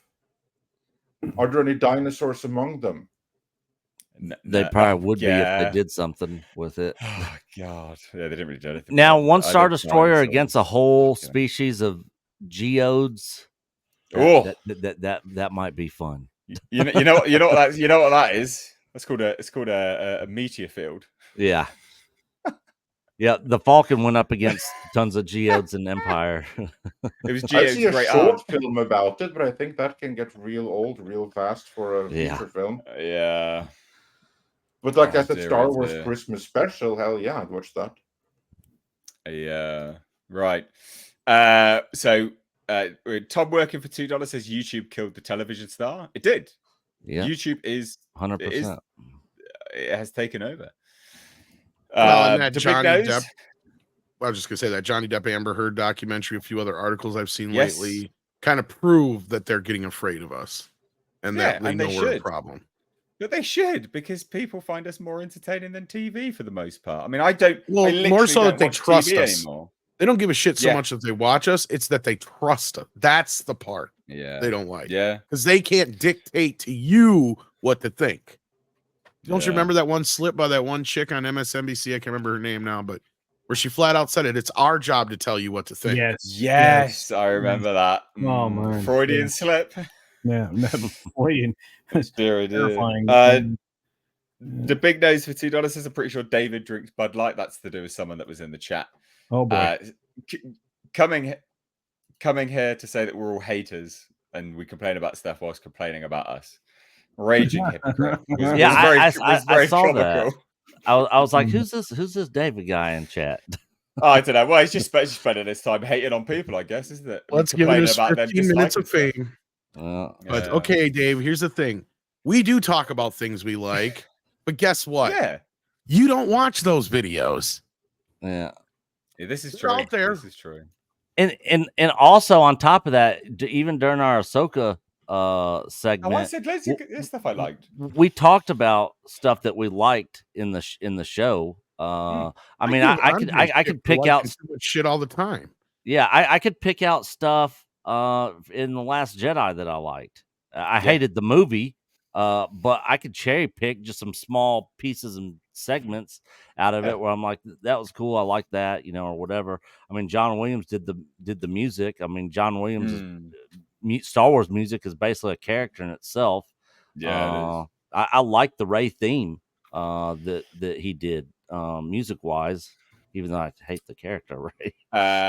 Just as an FYI, I've only just checked, but we're demonetized. So no surprise. We're gonna get to some of these super chats now. Move on to another topic. So we've got 3 more to get through. Action Con for $5 says, what are the chances of Hollywood using movies that are intended to be shelved for eternity? Could Batgirl get a second life? No, Batgirl can't legally because of the tax issue, but other movies that they've shelved, not via tax purposes, yes, and we will get a lot of them. We will. Anything to add? Because we will absolutely be getting lots of movies that they didn't want to release, or they've been banking on hiding, just streamable or all that kind of stuff. No, nothing. Anyone else want to add to this? Just me? No, I mean, you're right. Like, they can't legally release Batgirl, but we are seeing some and are going to see more films that had been shelved, and they're not going to help Hollywood. That's what I was saying earlier. Yeah. Is this is the crap that they felt wasn't good enough to release for whatever reason. So it's going to be bottom of the barrel bullshit. The odds of another Sound of Freedom being buried within the muck of here are so slim, right? Sound of Freedom are few and far between. I was invited to the premiere of that tonight in London. You should go. Damn, you should have went. I'm here. Great film. I know, you should have went. You should just had us run the show for you. I would have been able to, actually, because my car broke down, didn't it? So even if I did say, I still wouldn't have been able to go anyway. But no, like, my point is that that's an anomaly. That was a movie that had a subject matter and things going on about it that people were trying to actively not release it. Yeah. The most of the shit that's on the shelf for so long is crap that's there for a reason. Yes. So we're gonna get a bunch of that in the next couple of years. So it's gonna be painful. Doug VA Loves Horror says, Jesus, Mr. H, stream with your shirt off and keep talking about the same stuff. Your channel might skyrocket. God, no. Might. You almost made God. sexuality for a moment. Oh, no. Like, the thirst in this room would be out of control. I'm just saying. Nah, I'm not about that life. Like, yeah, I just don't. I'm not about. Yeah, I'm just not about it. Like, I didn't even post any pictures really when I was dieting of the progress and stuff. It's a facet of me, but it's not me. I don't like to live as that as my sort of identity, which lots of people do. I don't care enough. I just work out. I don't care enough about it to be like, you look at me. No, I don't give a shit. But thank you either way, because that's a very nice compliment. So thank you. Diano says, how much do you think Warner's made from the Barbie extended IMAX release next month? didn't know they were doing an extended IMAX release. Yeah, I saw that. They need to make some money, otherwise, I don't know. So after the Flash and shit. Yeah. Well, thoughts? Will it add that much? I mean, it will add a fair amount, wouldn't it? Wouldn't it? IMAX is a higher value ticket for them, so the sky's the limit at this point at this movie. I mean, I haven't checked the numbers on it lately, but last I knew it's still doing pretty well. So has it passed Mario yet? Yes, it has. It is now the Okay. biggest Has movie it? of the year. Yes. Wow. Wow. Well, it's so as it's we going to go. It's going to go a long way towards wiping out the losses that Warner faced on the Flash and Blue Beetle. Well, it will and it won't, because normally studios and theaters have a deal that it's a depreciating percentage share for the studio and the theater. So I think I can't remember which way it works, whether it's more for the theater opening weekend. It's and then more for the deteriorates from there. studio. It's more for the studio And then in the deteriorates. beginning, and the longer it plays, the more the theater depreciating. gets. Well, so they're not actually getting as much, essentially, now. Then are they? They if you're should, working in it theory, from that be getting perspective. less now. Yeah. Yeah. So there's an interesting snippet of info, guys. You didn't know, but yeah, depreciating deals with theaters. Right, let's get on to. We're loving the super chats. Thank you so much, guys. Again, goes a long way, but we do have to get on to another topic, which I want to get here and get your thoughts on, Andre, because I think this is hilarious. And Tom as well. I know you want to talk about this. But Neil Blomkamp shuts down an entire interview with Uproxx because they asked about Alien 5. Literally, it's the most awkward thing ever. It's only as a transcript, but holy shit. They're doing an interview about Gran Turismo. They're talking for 12 minutes about Gran Turismo. And then he just pops a question about Alien 5, and he's literally shuts down the interview completely. Just before I get into it and the sort of ins and outs of what was said and stuff, what do we think of that? Tom, you want to more cultured? I'm wondering if you can't talk about it. I don't know. I mean, is there an NDA that would extend that long? Well, also, and if there's, I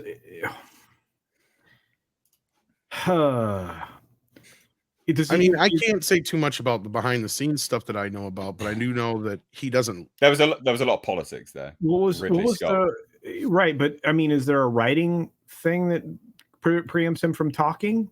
No. Is there? Well, no. I'm just saying. I mean, because there's a lot of weird stuff happening. People getting in trouble with he's just annoyed. He's not interested in talking about it. That's how it's framed. Well, you can't blame him. I mean, but it's just, I don't know. Maybe it's going to be hard to. Well, do you have can you read the transcript? Can we hear? I want to get your thoughts first. Andre, then give me your thoughts, buddy. Yeah. I don't think that there is anything legally preventing him from talking about it, unless something has happened recently between him and Fox Now Disney, which I think is which is unlikely. I think it's more a matter of, this is a topic that is extremely, extremely sore to him. It's going to trigger him if it's brought up. So whenever you get access to celebrities and stuff like that, if there is like some kind of topic they don't want you to talk about, you'll be informed about that in no uncertain terms. Like, for instance, don't talk about this thing right here, because that is something that we're actively in talks with, so we cannot reveal anything yet. And don't talk about like this personal scandal or this whatever stuff. We want to focus on this movie right here now. We don't want any headlines or anything about something that really has nothing to do with it. This is about promoting Gran Turismo. So stay on topic and we're good. And then they have to sign on to, we're doing that. And then I would imagine that Uproxx, they have, knowingly and willingly, because they figured, hey, what's the worst thing that can happen? We'll ask the question, and if he gives us like a comment, we can do a story about it and get some clicks. And then he was like, you're not supposed to ask about that. This thing is over now because you betrayed our trust. I think that's fine, honestly. They're there not as a general interview, then it would not have been fine, but they are there very specifically to talk about Gran Turismo. They have been told in advance, or likely will have been told in advance, don't ask about this. That is a condition for the interview, which is a proportional interview in the first place.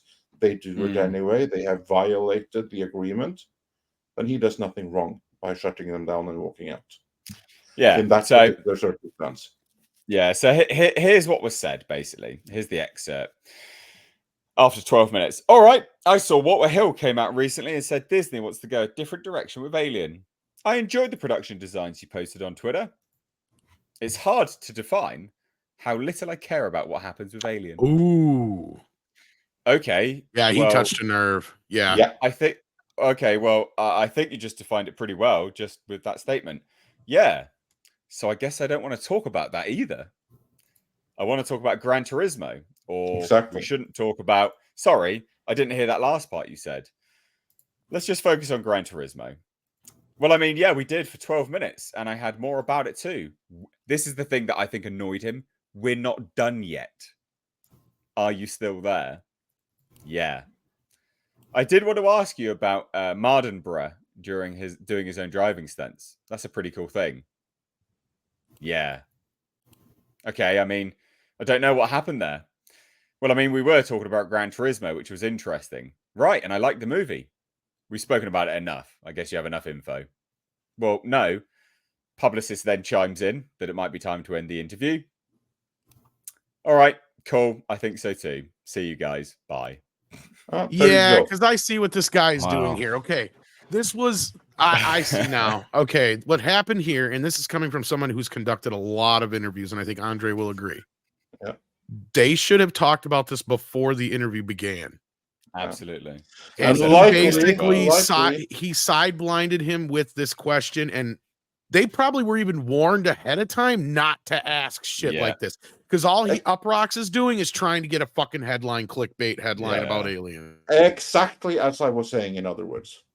Yeah. Yeah, I completely agree. So, you know, and I said this in the video I made, is that I think it's always important, you know, I don't like doing bullet point interviews. I hate them. Whenever I interview people, speaking of Alien, William Eubank directed Alien-inspired underwater movie. I said to him, you know, whilst we were chit-chatting about getting the interview set up, I said to him, look, what kind of interview do you want to do? Because my preference is we just sit and have a conversation. I was like, I just want to have a chit-chat with you about anything and everything, because I like to know where I want the conversation to flow freely and for things to evolve and develop as per the conversation. I think that's the best type of interview for me. I enjoy those interviews, just a normal, relaxed, informal chit chat. And they clearly had a bullet point interview where they must be talking about Gran Turismo. It's this, that they can't talk about anything else. You're only here to talk about that. Get it done.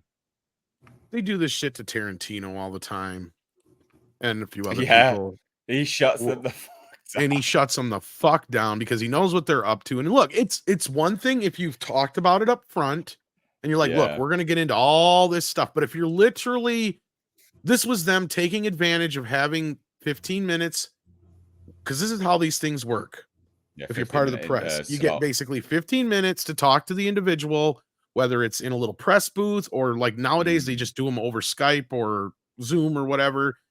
And so a publicist will hook you up with the individual. They'll say, here they come, da, da, da, da, da. 9 times out of 10, they'll tell you, you know, if there's things that are off limits, but usually when they don't have to tell you those things normally when they're promoting a movie, because that's kind of the understanding, is that you're getting literally 15 minutes. What you're doing is promoting the movie. Like Tarantino said it best. I can't remember can't remember which movie he was talking about, but they tried asking him about like violence and cinema and shit. And he's like, look, you want to talk about my movie? That's fine. We'll talk about my movie, but I'm not talking about this other stuff, and I'm shutting you down. And he's like, well, why don't you want to answer the question? It's like, I've already answered the question 100 fucking times in different interviews. We're here to talk about my fucking movie right now. You want the answer to that question? Go do your fucking research and find that interview. That's not what this is about. This is about us selling my movie right now. Yeah. And that's what it is. Like, I mean, he's not wrong.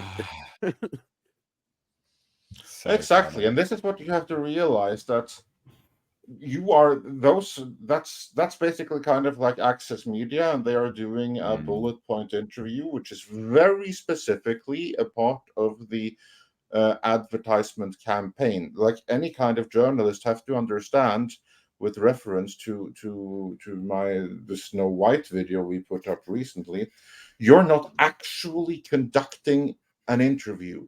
Yeah. This is not it. Forget any kind of stuff about journalism. You are right now just asking fluff so that you can get a headline with something about this movie so that your publication can retain its access to the stars and to the studio later on. That's it. That's all this is about. For an actual, if you want an actual interview, that has to be done outside of the context of releasing a big budget movie. Now, there are, of course, exceptions. You have like smaller scale things, authors and stuff like that, when they have like something new. And if they don't have any like big hiccups with anything and they don't have like, they're not working for Disney, then you can have a proper interview with them. Lord knows that we have done that with various authors and stuff like that on a number of occasions. But when you are asking like big A-list, B-list Hollywood stars and directors and stuff like that, you are not there to conduct interviews. You are there to assist them with their marketing campaign in exchange for continued access for your publication. That's the job description. Don't get don't get illusions of journalism on that occasion. Now, what you can hope for is during that interview, you guys really hit it off. And then they're like, well, maybe we should talk again. That's your door open to say, okay, I would love to talk to you about this, this, and that. Right. Yeah. And I've been in those positions. Sometimes it works out. Sometimes it doesn't. There's sometimes they just don't have anything to say about it or they don't want to talk about it. It's just one of those fucking things. You know, you just got to respect that sometimes. Yeah. Yeah, exactly. Absolutely. Just this is a funny one. The Sundowners Club sent in $25 and says, just for the hater comment, I'm donating this super chat to this League of Extraordinary Gentlemen. Oh, thank you, Sundowners. Thank you so much, my dude. Let's say Mr. H is Sean Connery then. Hey. Just don't quit on us. Hey. I will say that movie has the absolute best Nautilus ever put on film. It has its moments. The car. I like the car. I just brought it up because we talked about it the other day out of the blue for some reason. I don't even remember. Oh, it was because we were counting down, like, I think, franchises that deserved a second chance. And that was one of them. Absolutely, because those comics, they get better. Yeah. Let's shuffle on to a topic I know you're going to like, Tom. The 80s animated series of Teenage Mutant Ninja Turtles is going on Paramount Plus. What do we think? Is this going to help Paramount Plus? What are your thoughts on this? Yay or nay? I think it's hilarious that they've been leaning heavily into the nostalgia this year because as you reported on or talked about that report that, you know, they had $1 billion in sales. Well, that was all before Mutant Mayhem came out.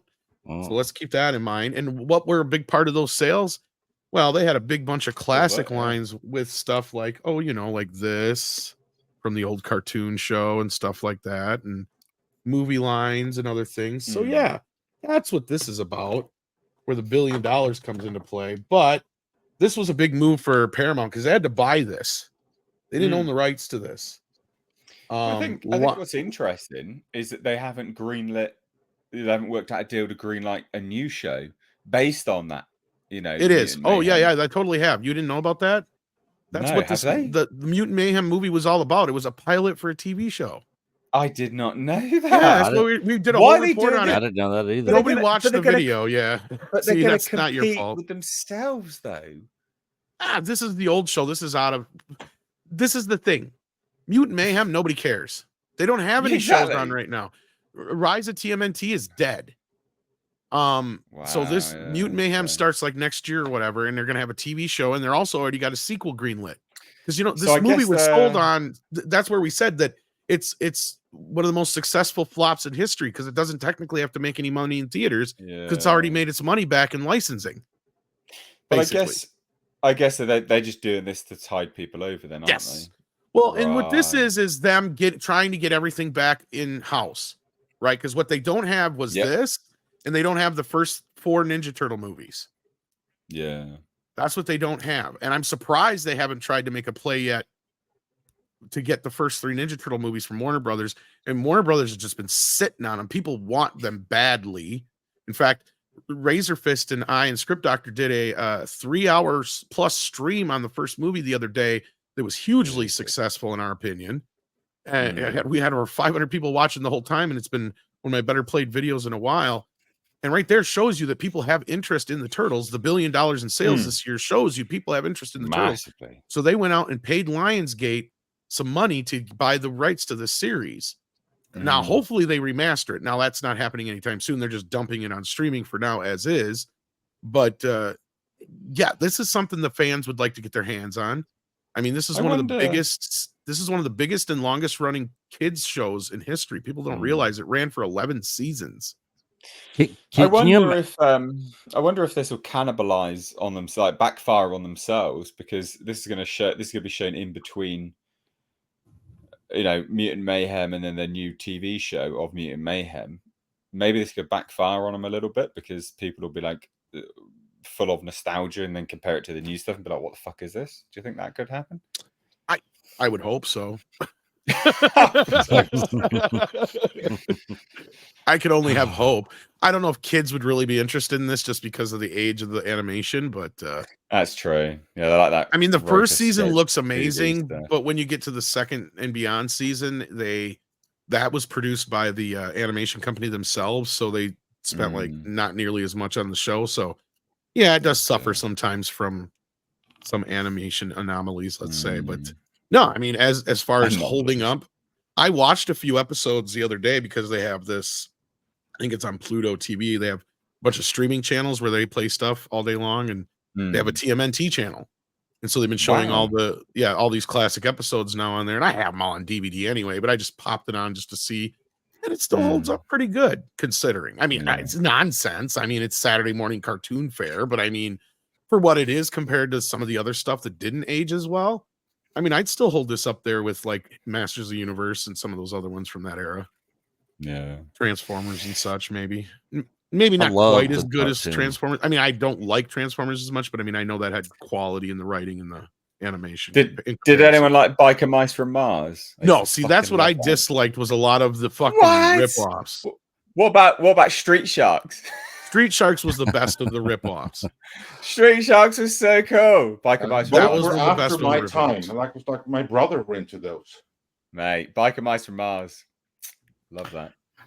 Tom, quick question: how do you think a new Turtles movie done the way the first movie was done would do coming out today with the animatronics and all that? Because for me personally, I'd be on board. I'd want to go check it out. I think it'd do a little bit better than the last Bay movies did. They probably wouldn't play like the original film did, but because that movie, like we talked about, that Razorfist brought up a great point that movie just happened to be timed perfectly with the peak of the height of Ninja Turtle popularity at that point. And it was popular. Just the timing was more than anything.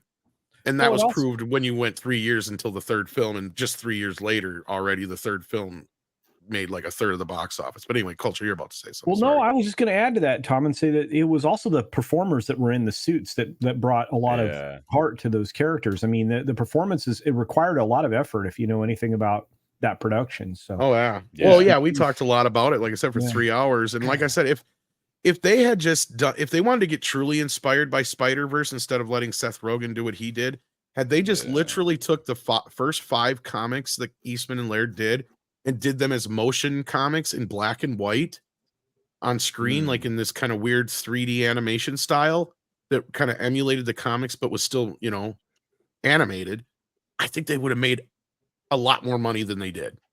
And you could have still gotten away with PG-13 because guess what? There's no F words in it. And in black and white, you can get away with a lot more blood. I think also that as popular as the Turtles have been, you'd have a better shot of one of those live action animatronic reboots of the dinosaurs. Maybe, but the problem with this movie, to me, my main gripe with it was that it is what parents and adults thought Ninja Turtles. See, it was all the people that made shit like Biker Mice from Mars, the stuff that they didn't quite understand that made Ninja Turtles special. Yeah. Hey, look, Biker Mice from Mars is special, and it's being rebooted by Ryan Reynolds. So Jesus Christ. I didn't know that. It is. So I'm there for it. All right, Tom. I don't care what you think. I believe you. I believe you. Yeah, man. Hey. My dog just walked out of the hallway. We did. Where the hell is my Jason the Wheeled Warriors? I just want Tom to know that the latest Ninja Turtle movie only made $121,000. Did it this last weekend or what? No, in grand total worldwide to date, $121 million. Oh, 120. I thought you said 1,000. Sorry, that was my fault. No, it made $121 million. Yeah, it's dead. It's dead. Good. But it doesn't have to make any money. That's the thing. They did basically the same thing that Bob Shea did with the original movie, and they came to him when the movie was already in motion, because every other studio in Hollywood had turned it down, and all they needed was a measly $4 or $5 million to finish off the what they needed for Henson Company, because Henson Company was doing it at cost. They made no profit off of working on the first Ninja Turtle movie, because Brian Henson believed in it so much that he convinced Jim, his dad, that we should do this because this is what's going to show people what we can do beyond the Muppets. You know, because at that time, Labyrinth and Dark Crystal hadn't quite made the impact they were hoping, but they could use that technology that they had been working on, and they're like, we can make this work. And there's a clear line from those movies leading up to Ninja Turtles, and they had their storyteller guys working on the movie that helped. And it was really just like Bob Shea pre-sold the rights for video, and he made a deal with Pizza Hut and Domino's, and that's basically what paid for it. So he didn't really pay a dime, and they still made one of the most successful independent films of all time. Yeah, he was amazing. Bob Shea really knew what he was doing. Think about how many times he did something ridiculous and it paid off bigly. Oh, and I forgot Burger King was involved too. So we had 3 fast food restaurants involved. I still got my Ninja Turtle Burger King VHS tapes. Yep. Those have the trailers on the end if you watch them all the way through. Yeah, the first one I got was the Rat King. Yep. Those are they were timed perfectly with the movie. So you had Burger King, Domino's, Pizza Hut all doing promotion for the movie at the same time, and he got a big cut of those because he did a video deal. Family Home Entertainment released the video, so it was all paid for. Right, let's shuffle on to some super chats real quick. An interesting one. I don't know how we can quantify this. What is the panel's favorite epic horror film? What's an epic horror film? Epic horror film? Do you mean like Exorcist? Oh, yeah, or like I don't know. Alien. I was gonna say Alien because that's Alien. Event Horizon would be epic. I can see that qualifying. Yeah. Poltergeist. That one. That one still screws me up, by the way. Poltergeist or Event? Oh, I was gonna say Event Horizon. Yeah. Would The Shining qualify as one? Yeah, I think so. Yeah. I'd say Alien. Then. Alien for me. Yeah. Shining for Andre. Yeah. Yeah. I mean, I get freaked out. I mean, I love. Don't get me wrong. I like to be scared and freaked out, but man, body horror stuff gets me too. So if the thing. I was gonna say if not the thing.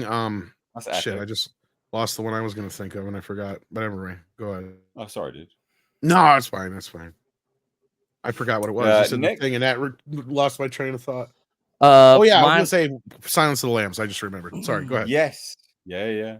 That's psychological horror thriller. Yeah, well, bullshit. That's a slasher movie. That's fucking made to look like a fancy movie. That's all it is.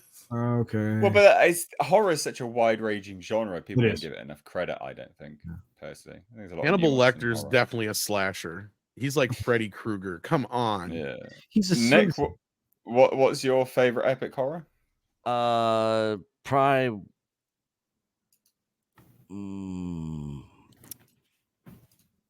Probably Poltergeist 2. All right. Okay. I like both the first and the second one, but those are two of my favorite horror movies of all time. That second guy is sitting there at the door going, "You're gonna die!" Yeah, that dude freaked me out, man. But yeah, that he would be singing, walking down the street, and it would start raining when he was around. And then you had the Indian who did the little magic stuff and all that sort of thing. But I loved those movies growing up, and they did give me nightmares, but I still liked them anyways. I don't know. I didn't really like the third one. I liked it. I didn't hate it. I mean, it was okay. But I didn't like it near as much as the first two. I liked it was kind of like Die Hard meets Poltergeist in a weird way. Yeah, it was. Yeah. But Child's yeah, Play. That's a good one, Shane. I Yeah, didn't think of that one as Child's like Play was epic, but really you think about what good, went into yeah. that after we just talked about Ninja Turtles. That Chucky was a big part of the next step in evolution of animatronics. Yeah, that was the first time you had a fully realized character on screen that much. That's a big deal. Yeah. Hellraiser is another one brought up too. Yeah, Andre didn't bring. Yeah, I don't know whether I don't qualify that as epic. Though. Yeah, I would not call that an epic under any circumstance. And I don't know, if mine would be considered. I don't know if I'd. What really about Hellraiser mine 2 epic, though? But no, same thing. It's nothing epic about it. Really? Yeah, okay. I don't. Yeah. When I hit epic, it sort of denotes. I don't That's what I was. Scales, well, then Jaws, larger I guess. I don't know. Jaws counts then. Anyway, we're going to be here debating this for ages. I love movies. Sorry. No, it's good. D for 10 Australian dollary dues says Occupation Rainfall is a pretty good sci-fi movie on Prime. Never even heard of it. I haven't heard of it either. Check it out. Thank you so much. Love a good recommendation here. Donovan Bradford for $5 says, I would love for Midnight Sage to get an interview with Blomkamp about Alien 5. Might help exercise those demons. We tried. I think you'll struggle. Obviously, he's not interested in talking about it. We got close. That's all I'm going to say. I spoke to Neil Blomkamp via email a little bit. I got close to an interview, but then, just died out. I think he's moved on. I think he doesn't want to talk about it. Yeah. I mean, I get it's. I'm sure it was a very sore experience for him. I mean, think about it. You're basically probably handed what to him was probably his dream job. Well, someone he loves. He's invested in it. He loves it. Yeah. He's got this epic story that he wants to tell. And they start doing location scouting. They're getting really close. And Ridley Scott walks in and just fucks it all up. I was going to say, imagine it's like you just got your dream job of getting to write a Star Wars movie. And then Disney just up and decides George Lucas is going to come in and take over Star Wars. And he's just like, no, I don't like your idea. We're going to do what I want to do. Yeah. I mean, he's your hero, but you're like, wait, what? And he fucked up. Let's not forget about that. He fucked up.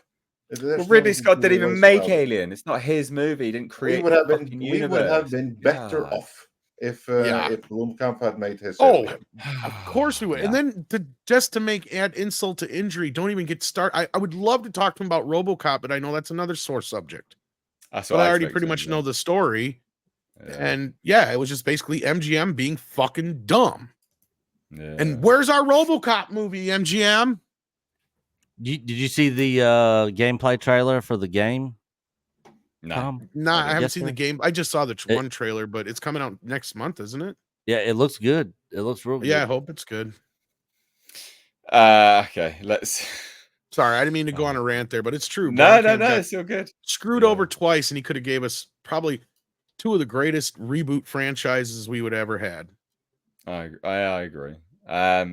Space Dave 2000 sent $2 Canadian. Says FYI, late to the party, but Disney stock is now $82.61. Holy shit! Now it's lower than that. 82.47. Why? Oh my God! So the $85 has been reached. I mean, when we started the chat, it was the 83. Yeah. When we started the show, Andre, we were breaking it down. You're still listening. Holy shit! Get in here, Bob. But you know what? This is the correct evaluation because there are some people. Mikey's probably sitting there going, "Where's my money, Bob?" Yeah. But when you look at Disney, are at an existential threat because of this Hulu deal. They have to raise so much money that they do not have. They have to. Yeah, we've already made the point. No, I think the criminal situation really helped the stock today.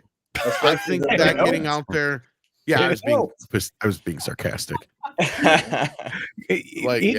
Andre, real quick though, I mean they underperformed the greater market, which started to flag at the end of the day too. So it is. What's the threshold where it hits that it's dire straits shit? I can't remember.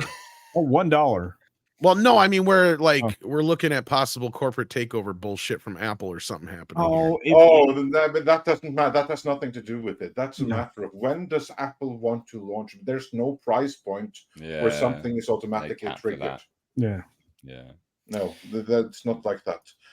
First, someone has to. That's like for that, someone has to make a hostile takeover, and that's for them. But of course, when the share price is at $82, it's much cheaper to. That's what I mean. It hits a point. That's what I mean. It'll hit a point where it's like, yeah, they may not be able to do anything about it. Yeah, that's my point. Well, they may not be able to. If they are able to like convince some of the largest shareholders to sell their shares, then it's an automatic process after that.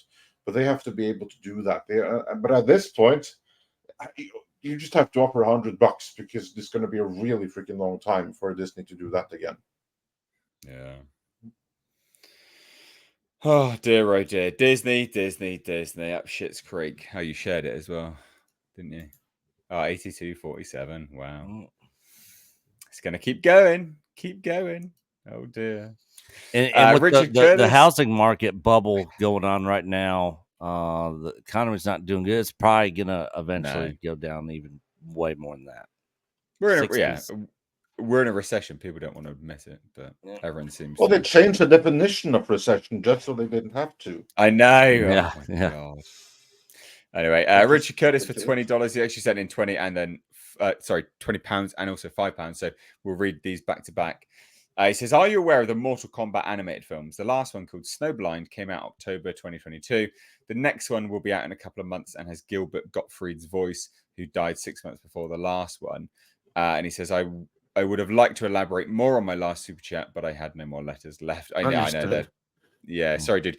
Yeah, I actually reviewed one of those Mortal Kombat animated movies. They're actually really quite decent. They're quite good fun. I'm not gonna lie, like they are actually quite good. Has anyone else seen them? Anyone got I have all three, but I only had time to actually watch the first one. And what I was thinking when I was watching the live action Mortal Kombat remake that came out like here a year and a half ago, and they're past the filming of the second one right now. But anyway, I was like thinking, if only they had used the script for the first animated movie, like Scorpion's Revenge or something, whatever it's called. That's really, really good. And I'm sure the second and third, like maybe I'll see them afterwards here now. So I watched. I can't wait for the next one also. Mortal Kombat Legends: Battle of the Realms. That's the second one, yeah. It was really it was decent. It was my headline for the review was bloody, gory, animated fun. It was fucking brutal. It was seriously brutal in terms of the blood and gore. Like they did not hold back. I had a good time with them. It was decent. Would recommend. I'm very happy with that series. Like, I hope it'll go for a long time and thrive. I'm very excited about the next one as well. I look forward to binging them all because the first one really impressed me. Yeah, well, I honestly would recommend. The Big Nose for $2 says, "No movie is as epic as Bros. Groundbreaking, epic." Oh my God, dear oh dear. Kerry Kaverga sent in €5, but then I think your actual super chat is here. I don't think they were connected. And it says, "Hi, everyone. What do you think about The Exorcist 3? It was the official sequel to the original one. I consider it as one of the best horror films." Love it. I don't remember Exorcist 3. I know I've seen it. I just don't remember. I don't remember. It's a much different movie than Exorcist, though. That's the thing. It's William Peter Blatty's vision of what the sequel should be. Interesting. Have you never seen it? I haven't. No. Oh, no, I was never massively like. I saw the first one. I was never massive into The Exorcist. You might actually like Exorcist 3, even if you didn't like the first Exorcist. It's a way different movie. It's more of a mystery. It's like the hunt for a serial killer, really. It's more in line with like Silence of the Lambs than it is Exorcist, because quite like what you have is more of a Zodiac killer type movie than it is an Exorcist movie. Exactly, because it's you got what's his face who played Pat, and I just forgot. George C. Scott takes over the character of Kinderman, the cop from the original Exorcist, and it picks up years later, and he has a friendship still going with the other priest that gave Karras his final rites at the end of The Exorcist. And there's all these murders that are going on that he solved already. Like, it seems like the murderer's back and he's committing all these crimes, and he knows it's got to be the murder because only he knows certain things about the crimes. So I'm not going to tell you any more than that. Yeah, right. Don't. And I leave it at that. I mean, it is a sequel to The Exorcist. I mean, it does help that you have seen The Exorcist to see it, but it is a much different film than The Exorcist. I actually prefer the theatrical cut, but there is an alternate version where it's called Legion. Yeah, I want to tell you what is different about it would spoil something, so I'm not going to. But don't. Yeah, exactly. So yeah, well, there you go, Kerry. Jay has been a member for 30 months. Thank you so much. I can't say this. I can't say that. I can't say your name. I'm so sorry. Sent in $9.99. Fakutino. I don't know what. I'm so sorry, dude. I feel very disrespectful and rude. Anyway, any guesses? Fuck you, Tino. What? What did you just say? Fuck you, Tino. But I think Andre might be right. Fasutino. Well, I would say either Fasutino or Facciutino. Yeah, something like that. It's definitely not what you were thinking. That's the one thing. No, it's probably like a character name or something like that from like Gears of War or something, probably. All right. Well, anyway. Hi, Mr. H. Do you think the future content will be video games? Will be live action video games, like adaptations. I hope we get a Dead Space and Silent Hill show. Also, did you see Zach wants to do Gears of War? I fucking would hate Zack Snyder on Gears of War. Fuck off. I don't think he'd be good for Gears of War at all. Gears of War, I love the original game. No, Zack Snyder's not a good fit for Gears of War by any stretch of the imagination. You need someone who can handle a bit more nuance. Like a hot pick, because we already spoke about him today. William Eubank, right? I think William Eubank would be good for Gears of War. William Eubank with Underwater, being able to mix the horror and the blend and stuff like that, and the action, great for Gears of War. Zack Snyder, no, it would just be a slow-mo jizz fest. Fuck off. Right? No, sorry, hate it. Awful, gross idea. But as for Dead Space, Silent Hill, we're getting a new Silent Hill movie, which would be cool. Dead Space would be good as a movie, but then people would compare it too much to the original. Right. Are we going to get more video games adapted? Yeah, I mean, Mario proved that, at least for children. I think we probably will get more. Anyway, there you go. Real quick. Who's doing creator? Gareth Edwards. He'd be good. Yeah, he'd be good. Yeah, I was thinking he'd be good. Or even again, Neil Blomkamp, I think would be good for. Blomkamp would nail it out the park too. Yeah, I agree. Yeah. The thing about video game movies and shows, Mario being the exception, they tend to not do very well at all. So if they could get some people behind them to keep them as close to the source material, so that the fans of the games would actually want to watch it, because that's part of the problem with video game movies is they tend to get away from the actual story of the actual video game and tend to add extra stuff in there or take stuff out. And then I mean, we see this with the Witcher TV show. I mean, all the time. People are abandoning it. So if they stuck to the source material and got somebody that could do it right, I think video game movies could be a good idea for movies and TV shows. But Agreed. I mean, you got to stick to the actual game, man. Agreed. KN Kareem sent in $4.99. Says, Andre, congrats on Warholm, your countryman. He won another gold 400 meters at World Championships. Yeah, thank you. Some Norwegians really knocked out of the park in sports. Good. And got this topic just to chime in real quick. Warner Brothers is blaming the hurricane for Blue Beetle's poor box office performance. I thought we'd have a good laugh at this one. I don't blame them, though, because here's like the thing. It's a really embarrassing failure for everyone involved, the cast and everything. Whereas if, and like saying, they couldn't go do interviews. Oh, that's the reason. Yeah. Like, no, that's so bullshit. That's helping the movie, if anything. Whereas like, hey, this happened this weekend, so we can try to just like, everyone knows it's bullshit, but this way we give everyone kind of like a face-saving excuse. Yeah.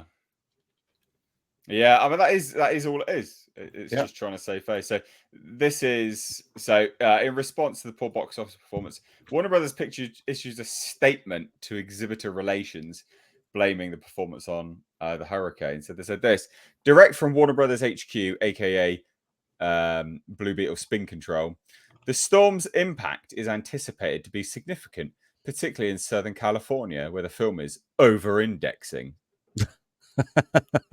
Right. So, okay, cool. We're literally a week in, and the film hasn't even crossed 50 million worldwide. The hurricane literally means nothing to this movie. It's ridiculous. So, Warner Brothers claims the storm's impact on the box office was significant. It couldn't have been too significant given the top markets for the film was still LA, despite the storm flooding streets, triggering mudslides, and leaving thousands without power, according to ABC 7 News. Not only was Los Angeles the top market, 3 of the top 5 theaters were located in LA. Yeah. Oh, okay. Given Los Angeles was still high performing, it's hard to imagine the storm reduced the box office totals in that area significantly. Nevertheless, the film was still clearly performing poorly elsewhere across the United States. Yeah, it's an absolute bomb. It is an incredible bomb. No, I'm not saying it deserves to be a bomb, FYI, but it is a bomb, and this is them just rampant damage control. But it's hilarious. Didn't they do this recently with another storm that was happening as well? I'm pretty certain they did. There was something else that was released. Whenever there's a movie underperforming and there is something externally that can be blamed, they'll blame it. Oh yeah, I can't wait to see what they do with the Marvels. I'm surprised they didn't blame the Maui fires as well. God damn.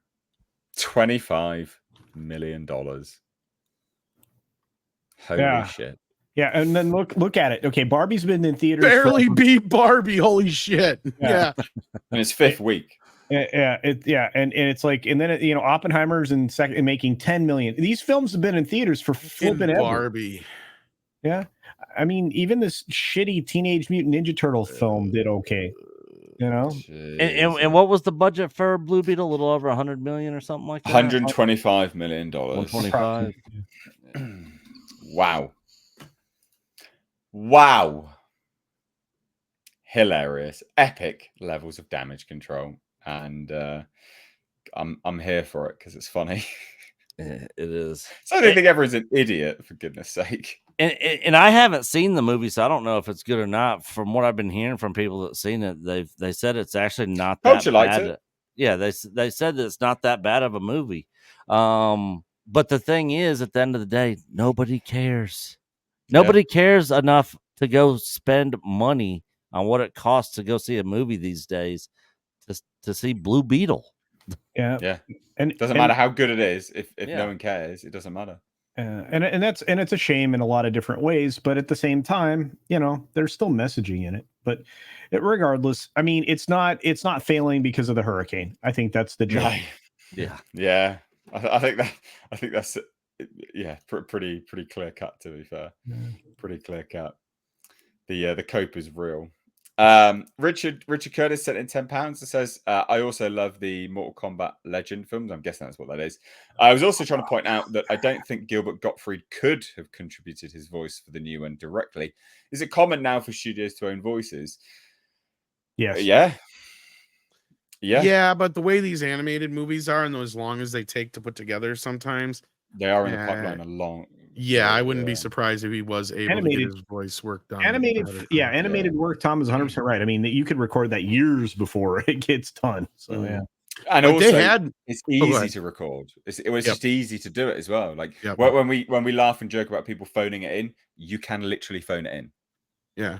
Well, the old. I remember there was an interview with Bill Murray where he was asked about what was the worst movie you ever did or whatever. He's like, well, Garfield or whatever. I guess I was a little confused because I thought it was David Cohen, one of the Cohen brothers, and I found out it was David X. Cohen. But it's all right because I did my voiceover work from the boat the first movie bought. So he literally supposedly did the voice work on the boat. Amazing. Yeah, like I don't know if it's true. It's probably a joke, but like if he bought a yacht, it's very possible he had a sound booth in there and he could have done it. And it with internet nowadays, you get a signal and you just send it out. Yeah. That's brilliant. Scott Hughes for $2 says Exorcist 3 has one of the best scares ever filmed. Yeah, that's a good one. I know exactly which one he means. Everybody does. I need to go watch that. I think we all do. Yeah. Wartooth88 for $2 says Justin Trump remanded to GA Georgia, I guess. Jail bail denied. Really interesting. They want to start trouble. Go into politics here, guys. I can't because I don't know enough about it, to be fair. But silly. We'll see how that pans out, I guess. Tiger Valley for 35 South African Rand. I know it now. Says, in my honest opinion, video game adaptations can't be adapted for film, but rather TV shows. Make them episodic like game levels are mostly written. Some of them yes and no. Yeah, I agree. Some yes, some no. Because Mario did well is a movie. Uncharted was fine is a movie. Tomb Raider was good as a movie. Yeah. I used to like those films, to be fair. So they were quite good fun, dumb fun of their time, but still pretty good fun. And they worked as films. I think there's a lot of video games that can work as films. The first Hitman film was good. Yes. Timothy Oliphant did a great job in that character. I want a Metal Gear Solid film. Yeah. Love Metal There is Gear one. Solid. There is one being developed. Yeah, they're working on it. Oh, are they? Yeah. Didn't even know that. Yeah. Mate, you don't watch my channel. I report on this stuff. Yeah, thanks for being here, Nick. Was it recently? Yeah, it's been in the last couple of years. It's been in development. It's got the guy who I can't remember his bloody name off the top of my head. The guy who was Moon Knight. He was an Ex Machina. Oh, he's in it. I can't remember his bloody name. Yeah, Poe from the sequel trilogy. Yeah, I'm drawing a blank because I'm tired. Sorry, but yeah, he's going to be in it. So yeah. Well, anyway, ladies and gents, that about wraps it up here. So quickly, 5 seconds. Culture Casino, what you got going on? 6-minute daily every weekday. We have 2 videos a day during the weekdays. We have a couple coming out tomorrow. One of them is geared towards the movie I'm going to see, Gran Turismo, which I'm leaving for in exactly 5 minutes. That's why we're wrapping it up. Nick Talks Entertainment or Echo Based Network. 5 seconds. Plug some shit. Tell everyone what you're doing. Chill stream tonight with Mexican Iron Man. We'll probably hit some of this Disney stuff since he was not here in this. Ask him what bloody car he drives because he still hasn't told us. Yeah, and then I might be looking at moving the Thursday night chill stream to Wednesday late afternoons, like 2:00, and only doing like an hour since we don't do that. So I might switch. I might be switching that up because I last Thursday I got tied up with work stuff, and I don't want to get tied up with work and then not be able to do it at all and have to try to find somebody to fill in Wednesday afternoons. You want it regular, basically. Yeah. Andre, my dude, what's going on with you, bro? Well, we have a new stream tomorrow. We dropped a video earlier today, in addition to one last night about Disney's woes. So do check out our interview with the Legal Mindset from last night, and the video we dropped on Ahsoka and how they're trying to deal with basically making it dependent on Rebel Season 5. It's a video that's not doing too well right now because no one cares about Ahsoka. So go check it out. Same as my reviews, to be honest. They're not doing very well either because no one cares. Probably killing our algorithm after I dropped our interview with Andrew yesterday about the Disney business, which was doing okay. Yeah, that still is doing really well. Oh, good. That's the good news. That is doing good. Tom, what you got going on, bro? Plug some stuff. After Dark coming up here in about 2.5 hours, give or take. I don't even know what we're going to talk about yet, but we're going to be there. Awesome. And ladies and gents, we will be back. I'll be doing a Sunday stream, I believe. Nice chill stream for you guys. And we'll be back, of course, Tuesday and Thursday next week for your favorite podcast. Thank you all. I know I say, hey, this about wraps it up and everyone just disappears, but thank you all for joining and staying with us for your favorite podcast. Thank you so much. From me and everyone else, thank you. Cheers. Take care. Bye-bye now. Bye, guys.